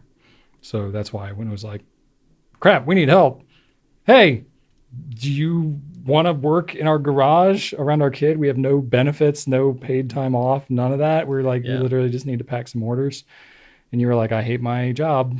Let's do it. Yeah. I like you. But I was like, all right, we're vibing. There was a lot of trust there because like that's mostly what it was at that point. It was, but I think that there was good despite having a big gap in between spending time with each other, I think because of the pens that I bought and then just the random working together on random projects, there was enough context there to know that there was some mutual trust there. Yeah, and it wasn't as big of a gamble as it kind of seemed. And I'm not like a super social butterfly myself anyway. So most of my social relationships end up being very periodic, meaningful amongst a, relatively intimate group of people. But it's not like I'm getting together every weekend with people socially. Right. There's a lot going on and all that kind of stuff. But like the people that I stay in touch with, like I'm on very solid terms for a long, long, long time. Yeah. So that fits into that. So yeah, wow, that's really funny. I appreciate all those memories that you have. I've forgotten about so much of that. I wish I could recall more other specific things, but I could covered quite a bit. Yeah, I could go on, but I won't. Cool. All right, let's bring it back to pens for a minute. We're going to do a spotlight on the TWSBI Precision. All right, cool. Well, TWSBI Precision. So just did a video not too long ago, a few weeks ago maybe, about the overview of like all the TWSBI pens. Explained. Yeah, so this was in the latter part of that video, the Precision. So this one, honestly, if you took off the TWSBI logo, you may not even recognize that it's a TWSBI because it's still a good precision, all that type of stuff, no pun intended. But like it has like the obviously build quality and things like that I would expect from them, but it doesn't have the same obvious look. Right, it's definitely not a demonstrator. And what I always think of is I remember the time we did. I think it was either on. I think it was a Right Now episode where we were doing the blindfold thing, and you chose the Precision for one of mine, and I was trying to identify it. Yeah. And it took me a while because it just felt like a Caran d'Ache. Yeah, the clip has and the facets, and the hexagonal. Yeah, it's got a little. I was like, what the heck is this thing? Mm-hmm. I just was totally lost because I honestly kind of forgot about the Precision. So that's another reason why we wanted to kind of dig in a little bit and bring something up that maybe you don't think about a whole lot because sometimes I don't. Yeah, I mean, it's only one color. It's just this like slate gray kind of color, which I do really like. Yeah. It's like this brushed, aluminum kind of a color. The weight's pretty good. I think the size of it's really good. And it does post pretty easily. It kind of looks like it should be a mechanical pencil. It definitely has a mechanical pencil kind of a vibe. I can't tell you why I feel like it looks like that, but yeah, it makes sense. And like it does kind of look like, especially the clip kind of looks like the Caran d'Ache. Also, this thing looks like it should be a button. Looks like I could see that. But I mean, it functions well. I mean, they've got O-rings, and stuff like that. So it's like all the pieces, even though it's metal, it doesn't feel like scratchy, like metal on metal all the time. It's very comfortable. The grip is removable, which is super nice. You don't see that really almost ever on metal pens. Mm-hmm. Do you take it apart like a standard TWSBI with a wrench? Yeah, you can. I mean, you don't have to. It's a piston fill, so I mean, you don't have to take it apart to clean it and stuff. Right, but the back end like that. Yeah, I mean, it opens up and you've got the spot for the wrench there. Yeah, it's got the spot for the wrench, so you can just put the wrench right on there and you can undo it. Now, here's my thing though. I need to see where that piston is while I'm assembling it. Okay. So I wouldn't know if I'm assembling it correctly. It's a little more challenging to do that. Yeah, a ton more challenging. It can still be done. Yeah, I mean, on this one, it would be more so like if the piston was too far down, it would be hard because then the back would still made up to like the knob was still made up to the back of the pen. And if the piston was too far down, how would you really know? Right. Unless you know about how far down it should go. Yeah. Yeah, so that's true. That is a little more. I would not disassemble that thing. However, I will say that some people are more wary of acrylic because of cracking issues and things like that. If you would like to try a TWSBI and you don't want to deal with plastic or acrylic because of its durability, that's true. This would be the TWSBI option for you. I haven't heard of anything like that happening on this pen, but it's not nearly as popular either. So no, I don't think This one and the Classic really are not the forefront of TWSBIs. I mean, this pen's only been around for a couple of years, so it's newer to their line of pens. The Classic's been around for a while. Yeah, I mean, I think the Precision's been around for at least 5 years. I mean, I guess like since COVID first started, it was like almost 3 years. COVID makes things weird, Brian. I know. I'm like totally losing my sense of time. Like even before COVID, I think we had it for a couple of years. Like really? we had it in the old space. Did we really? No. Yeah. No. Get out of here. We had TWSBI pencils in the old space. Maybe that's what you're thinking of. Maybe. Because they looked very similar. Maybe. I don't know. I can't believe that this is like 6 years old. No way. Oh, man. You'd think we would have researched this. I mean, we've definitely had other TWSBI pens come out after this, for sure. Like, yeah, for sure. The swipe and the go. Yeah. But it uses the number 5 nib, so it's the same size nib as what's on the 580, which is nice. So it's a little bit bigger than what's on the Eco and the Go and all that stuff. So, I mean, the nib is going to write similarly to all those. I'm trying to think of what else to say. The nib options, I think it's extra fine through broad. It's on our site, but yeah, I mean, it writes well. It's like an $80 pen, so it's like, it's still very, very reasonably priced for like what it is. It's right. So it's right there at, a little bit more than the VAC 700 or the equivalent of a VAC 700 if you're getting one of the premium ones like, the Iris or, with a stub nib. Yeah. So right up there, but with a piston and more, I guess, professional looking. Yeah. Demonstrators to a lot of people look cheap. They're definitely not cheap at all, but some people just don't vibe with the clear pen. You think so? Really? Oh, absolutely. Huh. Oh, yeah. I think a lot of entrenched fountain pen people are very understanding, like, oh yeah, demonstrators are fine and great. And yeah. But I think a lot of folks just never. I think on the like right in the beginning, demonstrators look like cheap pens to a lot of people until they kind of get into it. But then some people just don't shake that, and they're just like, I'm just not a demonstrator person for sure. So, and if you're not a demonstrator person, TWSBI as a brand probably is just full of red flags for you. But yeah, I mean, keep in mind that they do have non-demonstrator options. That's true. Yeah. Okay. I don't know what else to say. Yeah, there it is, the Precision. Go check it out if you're interested. But whatever, it's not new. How does that clip stay on? That's a great question. That kind of freaks me out. Some kind of magic. My guess is that it's like attached, right beneath where the clip is, but then it's also got those little wings that kind of grab on. I don't think that's the only thing. No, it can't be. It must be because it kind of looks like a Kaweco clip that like slides on. But it must be like a post in a hole. No, I think it's more fixed. Yeah. Wow. You can't see it. You can't see it from inside the cap, can you? Oh. Like if you open it up, there's probably an insert in there if I had to guess. Nope. There is an insert. There's an insert? Yeah. Okay. I wonder if you can pull the insert out. I don't know. Probably. I've never tried. Pencil trick. Yeah. Anyway, I never really tried it. There you go. It's a pretty cool pen. Honestly. Precision. All right. Drew, what's happening? Brian. Oh, what's happening? That's what's up now. Well, I'll tell you what's happening. Tell me. I ate too much pizza. Okay. The end. Is that a thing? No, not really. I mean, I consume pizza every day for like 4 days straight, but I'll give you the why behind that. So Friday we get a call from our friends Ori and Justin, and they wanted to know if we could keep their son Sal, who is Archer's best pal, overnight, because they were doing something that involved late night. We were like, absolutely, bring Sal over. He's a joy. So Archer's best pal got to come over and stay the night, which is great. Oh, that's because fun. We were over their house not too long ago, and of course Archer was super sad and wanted to stay the night. Oh yeah.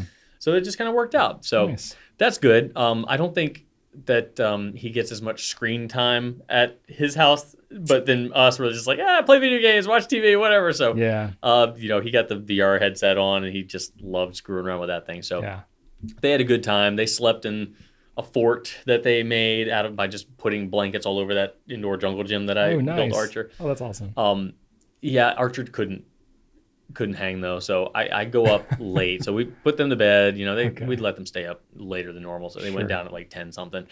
But I go up, around around 11, and I just peek in there and just to see if they're talking or anything. I don't hear anything, but because it's black, I can't see anything. But then I just heard, I can't sleep. I'm like, so obviously Archer could see me. I couldn't see him. I'm like, okay, come here.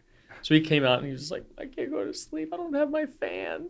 I was like, oh, okay, buddy. So I let him into his room and, turned on his fan for him. But then he's like, what if Sal wakes up and I'm not there? I was like, that's fine. You'll probably wake up before him anyway because you wake up way too early. And that's what happened. He woke up early, went back in there.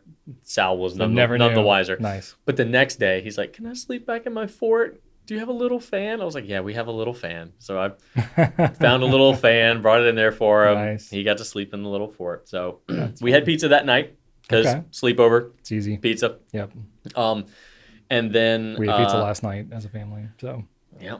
And then Saturday night, I had leftover pizza that night. And then Sunday, he went to a birthday party for one of his friends at a trampoline park. Yep. They had pizza there. So pizza for lunch. Wow. And then Sunday, I had leftover pizza for lunch. Oh, wow. So, yeah. A lot of pizza. Yeah. A lot of pizza happening there. Okay. And then, we went to, on Saturday, we went to a craft fair with Michael Brooks and his wife, Brittany, and their two kids. Nice. And so Archer got a lot of kid interaction this weekend. Yeah. There was, sleepover. Social, Sleepover on Friday night, and then Michael and Brittany and their two girls on Saturday. We went to a craft fair at the Richmond Raceway. They just set up a bunch of booths. So it's not so much a farmer's market, mostly a craft fair. Yeah.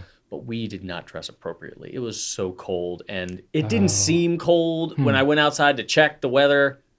This was outdoors? Yeah. It was. We were freezing. It was miserable. It was pretty chilly this weekend. And it was windy. Yeah. So that was kind of miserable. But then afterwards, we went to Boulevard Burgers and Brews, and I got my favorite hamburger. Nice. So that was nice. And among the pizza pile was a very delicious burger. Okay. It had a big patty, some jalapenos, a spicy mayonnaise, a opened up piece of chorizo sausage, and then an egg. It's like, I love it so much. Wow. It's fantastic. And then, so a lot of kid interaction with all that. And then the trampoline park, obviously. I'm sure it was a madhouse. Always. After like 5 days of eating pizza too. Yeah. There's so many things that I see Archer doing, and I have to just explain to him that kids are jerks. Anytime he tried to do something, he had these foam cubes that, they jump into the pool of. Oh, yeah. And he started setting some up, and other kids started just run by, kick them. Yeah. And he's like, why do they do that? I'm like, because kids are jerks. Yeah. It doesn't get better as they age. Kids if they see something that can be knocked over, a pile of Legos or a sand castle or whatever, there's this draw, this pull to, I need to knock that over. They can't help themselves. Yeah.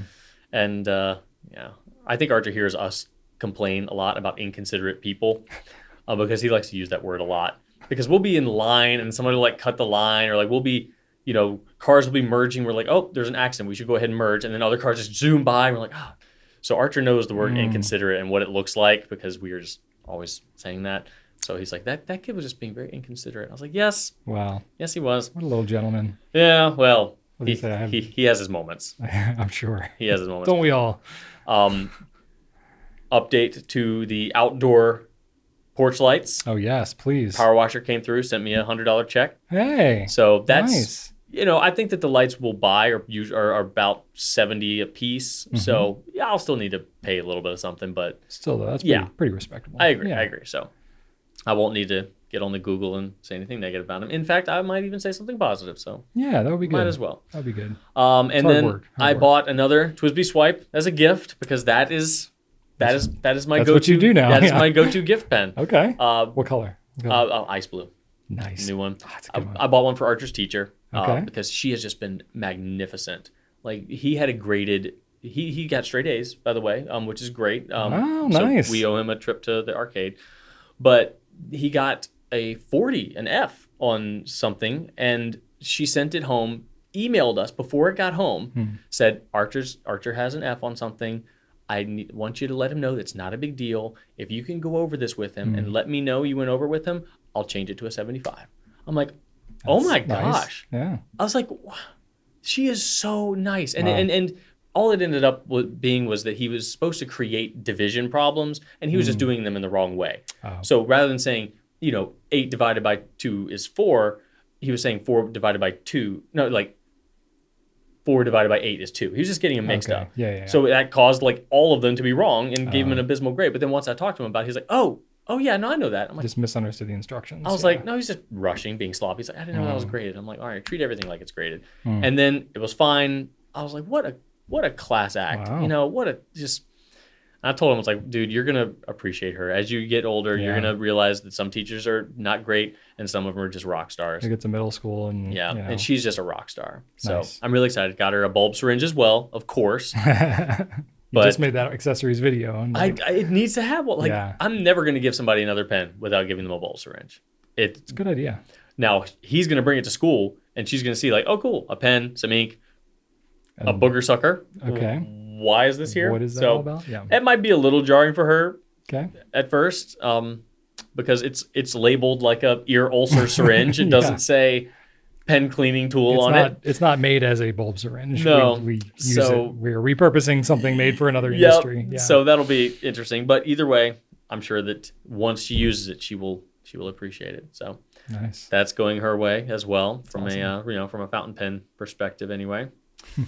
And awesome. Nothing else going on there. We'll probably go to some holiday lights events here in the future. It's like a big thing in Richmond. Like they have like a whole tacky lights tour and all that. We'll probably do Busch Gardens.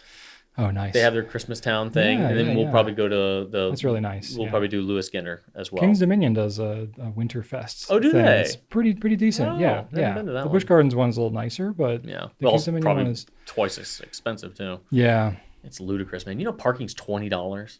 I think it's that way, King's Dominion too. $20 for parking. Yeah. Oh my God. Yeah. But if you get passes, then that's often included. Passes. And yeah.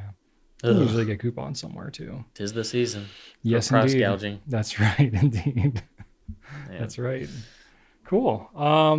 Yeah. I mean, I'm kind of in the same boat as you. I've had like just little life things happening, but nothing crazy. Life nuggets. Yeah.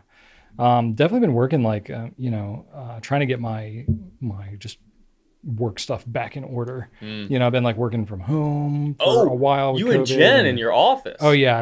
Man, I brought in like bins and bins of stuff. That was a whole day. Yeah, that I've just had at home, and product samples and pens that I've acquired since COVID that I need to like catalog and get into my I bet that was exhausting. Like a whole day, Brian and his assistant still not done, but had a table set up in his office. With it's still there. Yep. Oh man. Yeah, we're sorting through it all, but it's a project. Like you had your. We talked about Brian's pen cabinets a couple episodes ago. Like you had a spreadsheet for all those, and now that thing's all out the window, right? No, it's we were updating the spreadsheet. No way. We're getting everything. Yeah, so I had all the pens that I needed to access because we were shooting videos from home a lot, and we were doing the Pencast. Started that at home, so like all the stuff that I needed access to, I needed a bunch of pens. So I'd like grabbed a whole bunch of different things from different brands just so that I can like have access and, be able to reference them. But then like since we've kind of come back, I'm like living in both worlds, and whatever pens I needed were not in the place where I was. Oh my God, I'm getting exhausted just thinking about this. And just like all the paperwork and all the various physical things that I've had split basically amongst 2 locations. For all like the random 2.5 sample years. products that we've decided not to carry that Drew's just dumped in your office when you weren't around. All that stuff. And depending on what COVID status we were in, if we were more primarily at home, I would have like samples from manufacturers like sent to my house instead of the office. And, so it was like, it has just been kind of a mess for a while. Man. So I was kind of at the point where I was like, you know what, this is like really getting stressful. So I'm going to like take all my stuff. And the timing was pretty good because we had Rachel's whole family staying with us for Thanksgiving, including a 5 and 7-year-old who are not around these pens all the time and don't know that it's like how we pay the bills. So like my kids know you don't just like grab random pens and go stick them in the toaster or whatever, but like a 5-year-old may not know about that. So I had to pretty much pack up like a lot of my stuff that was just kind of around the house and put it all like in my closet. So I was like, you know what? Even before the family was coming, I was like, you know what? It might be a good time for me to like gather everything back up together and then bring it back to the office, sort through it all. And then I can kind of start fresh. So I kind of did that knowing that I was going to bring everything back in. And then we like scheduled some time and I like canceled some meetings and just made extra time because it's like it's a lot of stuff to go through over almost 3 years. And it's definitely a lot. It's at least 150 pens that I've acquired during that time, which is like 4 to 5 a month, which is not for my situation. Keep in mind every single like color and version of every exclusive. Oh yeah. Just that right there is at least 2/3 of it. And then, other things and all kinds of samples and stuff like that. So it's just a lot of stuff to physically sort through. Yeah. Again, no one's like playing a violin for me, but it's, just I don't know if me walking into that office and seeing all the organization that I will play a violin for you. That's not a situation I want to be in. Yeah, it's a bit. I would gladly trade 150 pens to not have to do any of that. 100%. Yeah, and like some of it is like, it's like my personal pen collection or whatever. But honestly, a lot of it is like just for historical reference for the company. It's not like I'm, desiring and like needing all these pens. It's like, it's for posterity, right? So there's a lot of that, but it does all have to be managed. And like the spreadsheet is strong. It's getting a lot of cells in that spreadsheet at this point. But we catalog it all, and I don't keep a super detailed record of every single aspect of it, but I do try to keep some records because like especially when you get into like things like a Lamy Safari, I have many of them. So like trying to keep track of how many of which ones and the nib sizes and stuff like that, it's a lot to keep track of. So when you write off a pen for your personal collection, do you have to do different sort of like that? That's not something you need to claim on company taxes, right? Because it's technically sold. It depends. It depends what it is. Oh, really? Yeah. I mean, obviously this is not legal financial advice, whatever, talk to your CPA, but it depends. Like things that we're using for like marketing and promotion purposes, that's like one classification. Technically, if you're using something personally, like if it has nothing to do with the company, and say say I just wanted to like have a bunch of journals or something at home, or I wanted to like have stuff as gifts that I give out to my family members, that you pay different taxes. It's called personal use tax. So when you say you want to have something for posterity, that still is company? Yeah. That's like company stuff. Okay. So it's like marketing, promotion, like that type of stuff. Same thing as if we're buying like product samples, or, if we're, it's no different than if we're buying, shelving and, whatever, that type of stuff. So, interesting. Okay. Up to a certain price point, it gets to be like that. When you get over a certain dollar amount, then things are considered more like fixed assets, and it's a whole different So do you catalog category. That too? Like which ones? I keep track of the price, yeah. No, like do you keep track of like which things are written off for continued company use and which ones are just like completely, totally Brian personal? I mean, yeah. Like if it's something that we're gonna like give out to family or something like that. I mean, if I'm keeping it, it's for company use. Like that's all the stuff that I'm really all of it? Really. Yeah, pretty much. Just because I'm just referencing. Yeah, we're photographing it all the time. I'm using it in videos. That's true. It's like I might, if I'm like buying something completely, unrelated and it's not a product that we're going to sell, and, then that's different. I see. I have stuff that I bought, and if that's the case, I'll just buy it just my own personal Yeah. funds. I won't even have anything to do with the company. Fair. But I mean, my whole life basically is the company. So it's like, what fountain pen things am I buying that don't have anything to do with this company? Like, Yeah, no, you're right. Pretty much, so it all kind of falls into that category. Yeah. And then like you see it all the time, like customer care is, you know, wanting to write with something or experience something. Like we needed a picture of your M90 last week. Yeah, exactly. Like we're all drawing from the same pool there. Yep. You know, and that kind of a thing. So, you know, most of that kind of falls into that category. So think you're about halfway done with the organization, or? I think I'm mostly over the hump. There's a lot. There's like basically ink. There's a, you know, fair amount of like paperwork and stuff like that to go through. And then just a lot of like cataloging pens. Oof. So I'm probably about maybe like halfway through cataloging the pens. I got probably like 65, 70 of them done so far. So there's definitely some more. You're going to try to do more of that this week, or wait until you get back from vacation? I'm just going to keep knocking it out as we have time. Yeah. So, as you have time. As I have time. Well, I'm making time. Canceling meetings, making time for that. Man. Yeah, it'll get there, but you know. So there's that. Been trying for a while to get my kids to watch Hamilton.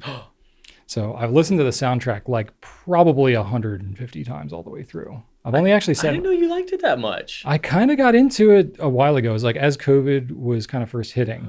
And it was something I just listened to like over and over and over again. As I was like, you know, fixing stuff around the house and like that kind of stuff. Nice. So I watched it or I listened to it many times before. Oh, yeah. I've never seen it. I don't know when I would ever get the opportunity to go see it in person, but saw that when Disney put it out during COVID on the Disney Plus. That was the first time I saw it. And I was like, oh, this makes so much more sense. I can like more easily distinguish who is who. So I've like wanted to watch it with the kids. But you know, at the time, a couple of years ago, I had a it was bootleg like, copy for a while before Disney came out with theirs. Yeah. I mean, it's really well done too. So it's like, but I mean, now I think the kids, they've had enough of their friends that have kind of seen it, and they've like been exposed to more of the songs and that kind of a thing. So they like sort of casually expressed interest in it, but it's like, I think they've got some of my genes because it's long. It's like 2 hours, 45, something like that. Mm-hmm. It's pretty long, lengthy, you know, thing to sit down and watch, especially for a kid, you know. So it's like every time we would bring it up, it's like, hey, let's watch Hamilton this weekend, and they'd roll around. They're like, well, you know, and then they would like really push back on it. And so I didn't want to like force it and then have the whole time be like, is it over when? I was like, no, I want you guys to like want to watch this. So, you know, this weekend, was it this weekend? Yeah, this weekend. They originally wanted to watch it like with Rachel's parents when they came to visit, but then that didn't happen, all this kind of stuff. And I was like, kids, we're making so many excuses. Let's just watch it up until the first King George like song, because that's the song they know the most, you know. And so I was like, let's just watch it to there, and then we'll take it from there. So we watched it to there, and then Joseph was super into it. Ellie was a little more like kind of squirmy about it. She's like, when is this? How many of the? But we made it all the way to the intermission, and now they're both like excited to watch more of it. So it's so good. It's so good. Oh, did you watch In the Heights? I didn't watch In the Heights. It's pretty good. To. Yeah, I've heard it's good. Yeah. So it's on my list of things that I'll it's fun. Watch at some point. Well done. Yeah. So anyway, they're enjoying that. So that's pretty cool. I'm excited to see. We've got Leslie Odom Jr. going to be in the new Knives Out sequel, Glass Onion. Cool. Okay. Yeah. Okay. Which is interesting because he was also in Murder on the Orient Express, which the whole like murder mystery genre is not as much of a thing anymore, and yet he just happened to be in two of them. Okay. Maybe I'll come back around. I think there's like zombies, you know. Oh, Aaron Burr seems suspicious to me. He's in two of them. That's right. I don't know. You know we have a Hamilton license plate. Who does? I do on the Mazda. I didn't know that. Did you know? Okay. Huh. Didn't know that. Mm-hmm. I'll have to check it out. Yep. It's a line from one of the songs. Nice. That's awesome. Cool. Also ordered a normal chess set. So I talked about how like non-Mario. All I have is this Mario and this Lego pirate themed chess sets, which are maddening to try to actually play. So I ordered like a legit chess set, which is blue and white. So I like custom on brand, and not like custom ordered it. Yeah, it's definitely on brand. Yeah.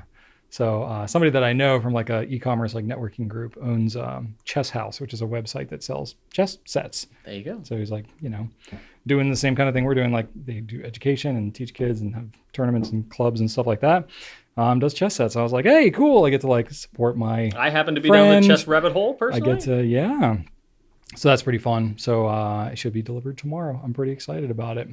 So we'll see. And I'm probably going to be more excited to actually build my own chessboard once I get like actual chess pieces that I can, kind of build off of. You know what I'm having delivered tomorrow? What? Velma eyeglasses. Velma eyeglasses, like from Scooby-Doo? Mm-hmm. Why? 2 pair. Why? Because for a costume? It's December. Mm-hmm. When? Halloween? Mm-mm. No? I have a friend whose birthday is coming up, and every year he likes to do a dinner murder mystery party. Oh. Like last year, the theme was Vegas murder, something like that. I don't know. And There's been a murder in Savannah. Right. Voodoo Mama Juju. Voodoo Mama Juju, that's right. I could see you having like an Angela-esque attitude. No, I was really like good that. last year. I was really, I fully committed. Yeah, okay. I did. My wife is it easier when you're like in a whole group and everybody's kind of, I would think so. I would think my so. wife won drama queen though, because she went all in. She was like, well, she like does. Well, her husband had died. So she was like, oh, so anytime you mentioned it, she just started crying and say like, and you're trying to figure out who the murderer is. So you're like asking probing questions. She'd be like, you are the murderer. I'm like, no, stop. No, I'm not. No. She's like, he did it. So she's just accusing everybody. She was the murderer the whole time. Of course. Mm-hmm. Yep. So anyway. Passing the blame. So last year I was a lone bookie. So like a Vegas bookie. So I wore like a skeezy brown velour track top. And so you just like when your normal attire. You didn't even have to I bought dress a gold up. chain from Amazon for like $7 and skeezy glasses. So Okay. this year I'm supposed to be an attorney, right? So not hard right there. Yep. But no. Everybody, regardless of the character they're assigned, my friend Josh, who's doing the party, he wants everybody to dress as Velma as those characters. So Velma from Scooby-Doo, meaning glasses, bob, wig, orange top, red bottoms. Wow. But like, so I would be in like a Velma-themed attorney. Like, it's just, oh my God, it's so weird. Interesting. So anyway, I'm not wearing a wig. So I've decided. Oh, come on. No, you can pull that off. No, you can pull that look off. I've already bought a turtleneck and I've bought some red pants. I bought burgundy corduroys. I was gonna say it's like not attire that most people have. It's not just like wear a suit or wear a So I figured, okay, I could potentially rewear some corduroys. So I was like, that's fine. Okay. Orange turtleneck. That thing was $13 on sale at Macy's, so I need to go pick that up. But that's not getting worn again. Yeah, fair enough. But oh my God. Yeah, and we'll have the big. I think they're Harry Potter glasses. Nice. So we'll be similar vibe. Yeah, we'll be wearing those. Nice. Shannon has the hair already, so she'll be. She doesn't need to wear a wig, but fair. Yeah, that's like next weekend, I think. All right. So take some pictures. I want to see that. Oh man. Okay. You don't have to share it on the Pencast. I just want to see it personally. No. I'll share it. I can't mention it and not share it. Fair enough. It's just you did that to yourself. It's a lot. I love my friends. Yes, you're a good friend. You're a good friend. I've definitely never done anything like that. I mean, I did like theater. I did some stuff back in high school. I can't remember. You did Robert Goulet. I did do Robert Goulet. You committed to that bit. I did. Yeah. I had sort of an orange sweatery turtlenecky type thing on that. That was pretty good. Yeah. So to make a complete 180 from that, not anything social, but I've been building some random crap. So I've been working outside, as much as I can, and because I love it. I love the colder weather too. There's no bugs. Absolutely. It's the best. Oh, no flies. No fly. Yeah, it's just great. Oh my God. It is cold, but whatever. But I mean, simply I've been doing more like metal work type stuff, which is really messy and dirty, and it's just like not as fun to like deal with metal dust as sawdust. Is wood so? Oh, okay. Oh, sawdust. Well, you don't want to mix the two. Oh no. So metal dust, and sparks and stuff, and sawdust and static. Not a great combination. Is it easier to like sweep up? It's easier to sweep up wood dust. Yeah, like metal dusts. I mean, neither is good for you, but metal dust is definitely worse. Yeah. So, and it's just really messy and it like smears, and like metal splinters are super painful and harder to get out.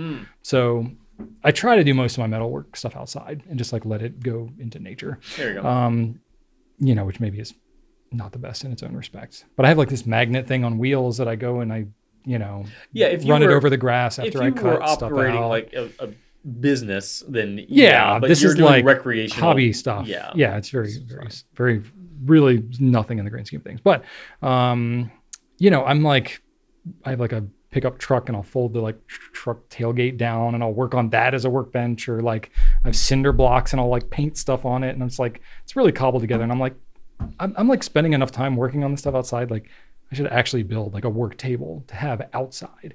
So that's what I'm doing. I'm building like pressure treated lumber, building like a workbench that's just going to live outside. Okay. That way I can have like a very sturdy place that's always there, and I can just what's have my tools. What's the and surface stuff going to be that. like? Is it going to be? This is wood. It's all wood. And that's not going to be a fire hazard? No, it's outside. I mean, right, but you're going to be welding and stuff. Like, oh, I'm not going to like weld on the table. Oh. No. I've got like a little portable like metal table that I can weld on and stuff like that. Okay. And it's got like these legs and stuff like that. But it's more like, if I need to have something in a vise, or if I need to, or I have like a chop saw from like when I'm cutting metal and stuff like that. Right now I'm having to like haul out every piece of equipment that I'm trying to use because I don't want to leave it outside. Where are you going to put it? Just like right outside my shed in the yard, whatever. Okay. I don't care. Just out there.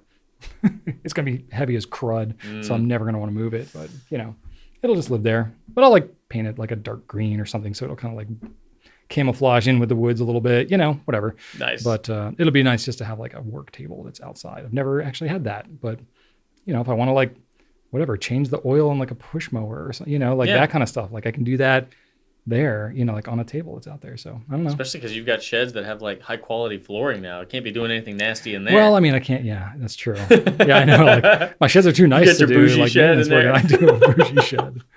Yeah, that's true. Outdoor workbenches always just make me think of scaling fish. Like, when I was growing up, that was like, there would be that outdoor bench that had a sink attached to it, Yeah, that's what I always think of. Well, I won't be doing that, but it's just like, I don't know. It's nice to have a more work surface. Wait, you've never been fishing, right? I've never been fishing in my life. Yep. Never been fishing in my life. That's right. Yep. But anyway, yeah. But lumber prices have calmed down quite a bit. It was getting like really out of control for a while. Yeah. But now, I mean, this whole workbench I'm building. It's because of COVID, right? Everybody started doing home improvement stuff. It was crazy. Yeah. Well, not only did everybody start doing home improvement stuff, but like all the lumber mills like had to shut down, and most of them are small mom and pop places, and it was a variety of reasons, But I mean, lumber prices like tripled, quadrupled, especially for construction lumber. It was crazy. The housing market was booming, so it's like all this craziness. But now it's more or less calmed down. So I can build a workbench for like $60, $70 with like solid lumber. So it's like, that's very doable for like an 8-foot bench, it's like a very solid thing. So that's what I'm doing. Anyway. Nice. That's it. That's plenty of what's happening. Let's talk about some company updates, shall we? All right, just a couple of brief updates here. We have a video that we published on the Diplomat Nexus, which we already talked about in the Pencast here, but a more detailed video where I really go through and I show how to ink it up and do the whole thing. So just kind of like a straight cut, not cut very much video. More like the Brian of old. Yeah, kind of old school. Yeah, just like taking a pen, reviewing it, talking about it, inked it up, did the whole thing. So, it's a cool pen. So showing that off. We are taking off on the Pencast next week, as we already mentioned at the start of the show, but just be aware of that. So you get a whole week off next week. A whole week off. What are you gonna do? Yeah. We're doing some family stuff, like leading up to Christmas. Oh, you don't have any fun time? Fun time? Yeah, like Brian outdoor project time. Getting together with family is my fun time. Oh, what a guy. Yeah. Best son-in-law ever. I'm still in like cleaning up mode around the house and stuff like that. And we'll be like, getting presents ready. My daughter's birthday is next week as well. I'm sure you'll work in some balloons time in there at some point. Yeah, balloons will be happening. Chess will be happening. All the kid-centric activities that I'm like, what? But you know what? I'm grateful the kids are at an age where I'm like, all right, cool. Like, this is fun. I can get into this thing that my kids are also into. Yeah. We can watch things together where I'm like, I might legitimately watch this like on my own. Maybe not as my first choice, but like I think we can all get on board with like doing this family activity. Archer started together. watching a TV show called Teen Titans Go, and at first I'm like, this is a goofy, silly TV show. But then after a little while, I'm like, this is actually really brilliant, and I love it. Yeah, I've heard good things about that. Yeah, I've never seen it though. I think my kids missed that age cut off a little bit there. But anyway, so we're also working on a video for the hottest pens and the hottest inks of 2022. So we've done this the last couple of years. Yeah, like 2 years. 5. No, dude. We've done that long? For a long time. Yeah. Okay. There you go again with COVID. You're just skipping that. I don't know what's happening. I think this is number 5 for us. Is it really? I think so. Okay. Well, we'll have it again. Yeah, you're right. I guess that's no. I don't know. So we'll have that coming up. We're going to plan to launch that like the week after Christmas and the week after New Year's. So those will be coming out. And then we get some holiday shipping deadlines that are approaching. And I have a note for myself to add some details here if there are any to share. So didn't pull that. But if you subscribe to our newsletter, we will let you know. Yeah, but basically you just need to order your stuff right away because the deadline's coming up. But we have more specific deadlines. Just be aware that that's a thing. It was such a not a helpful update, but I intended to update that more. And then today was kind of crazy.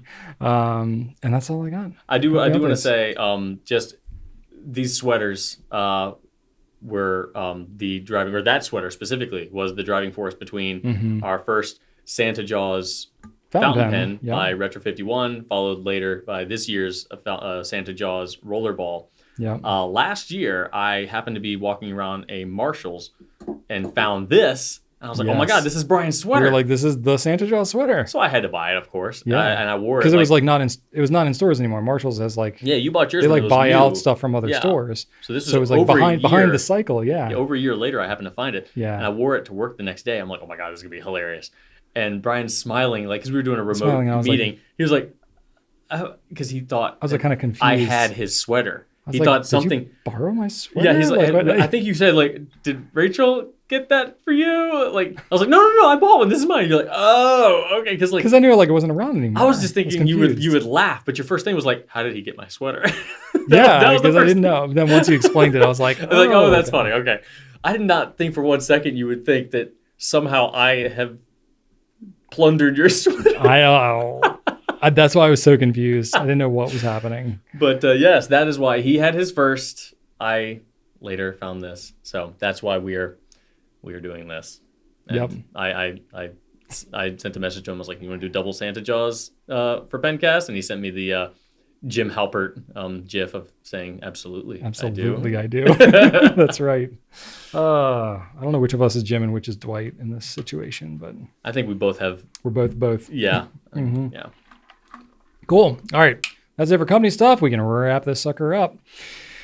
So we want to thank everybody for watching. Please leave us some feedback. Leave some comments if you haven't already. Let us know how we're doing. Ask us some questions. We'll save them up and answer them. I guess we have one more show in 2022. Yes. And then after that, it's 2023, which is insane. I don't know what happened.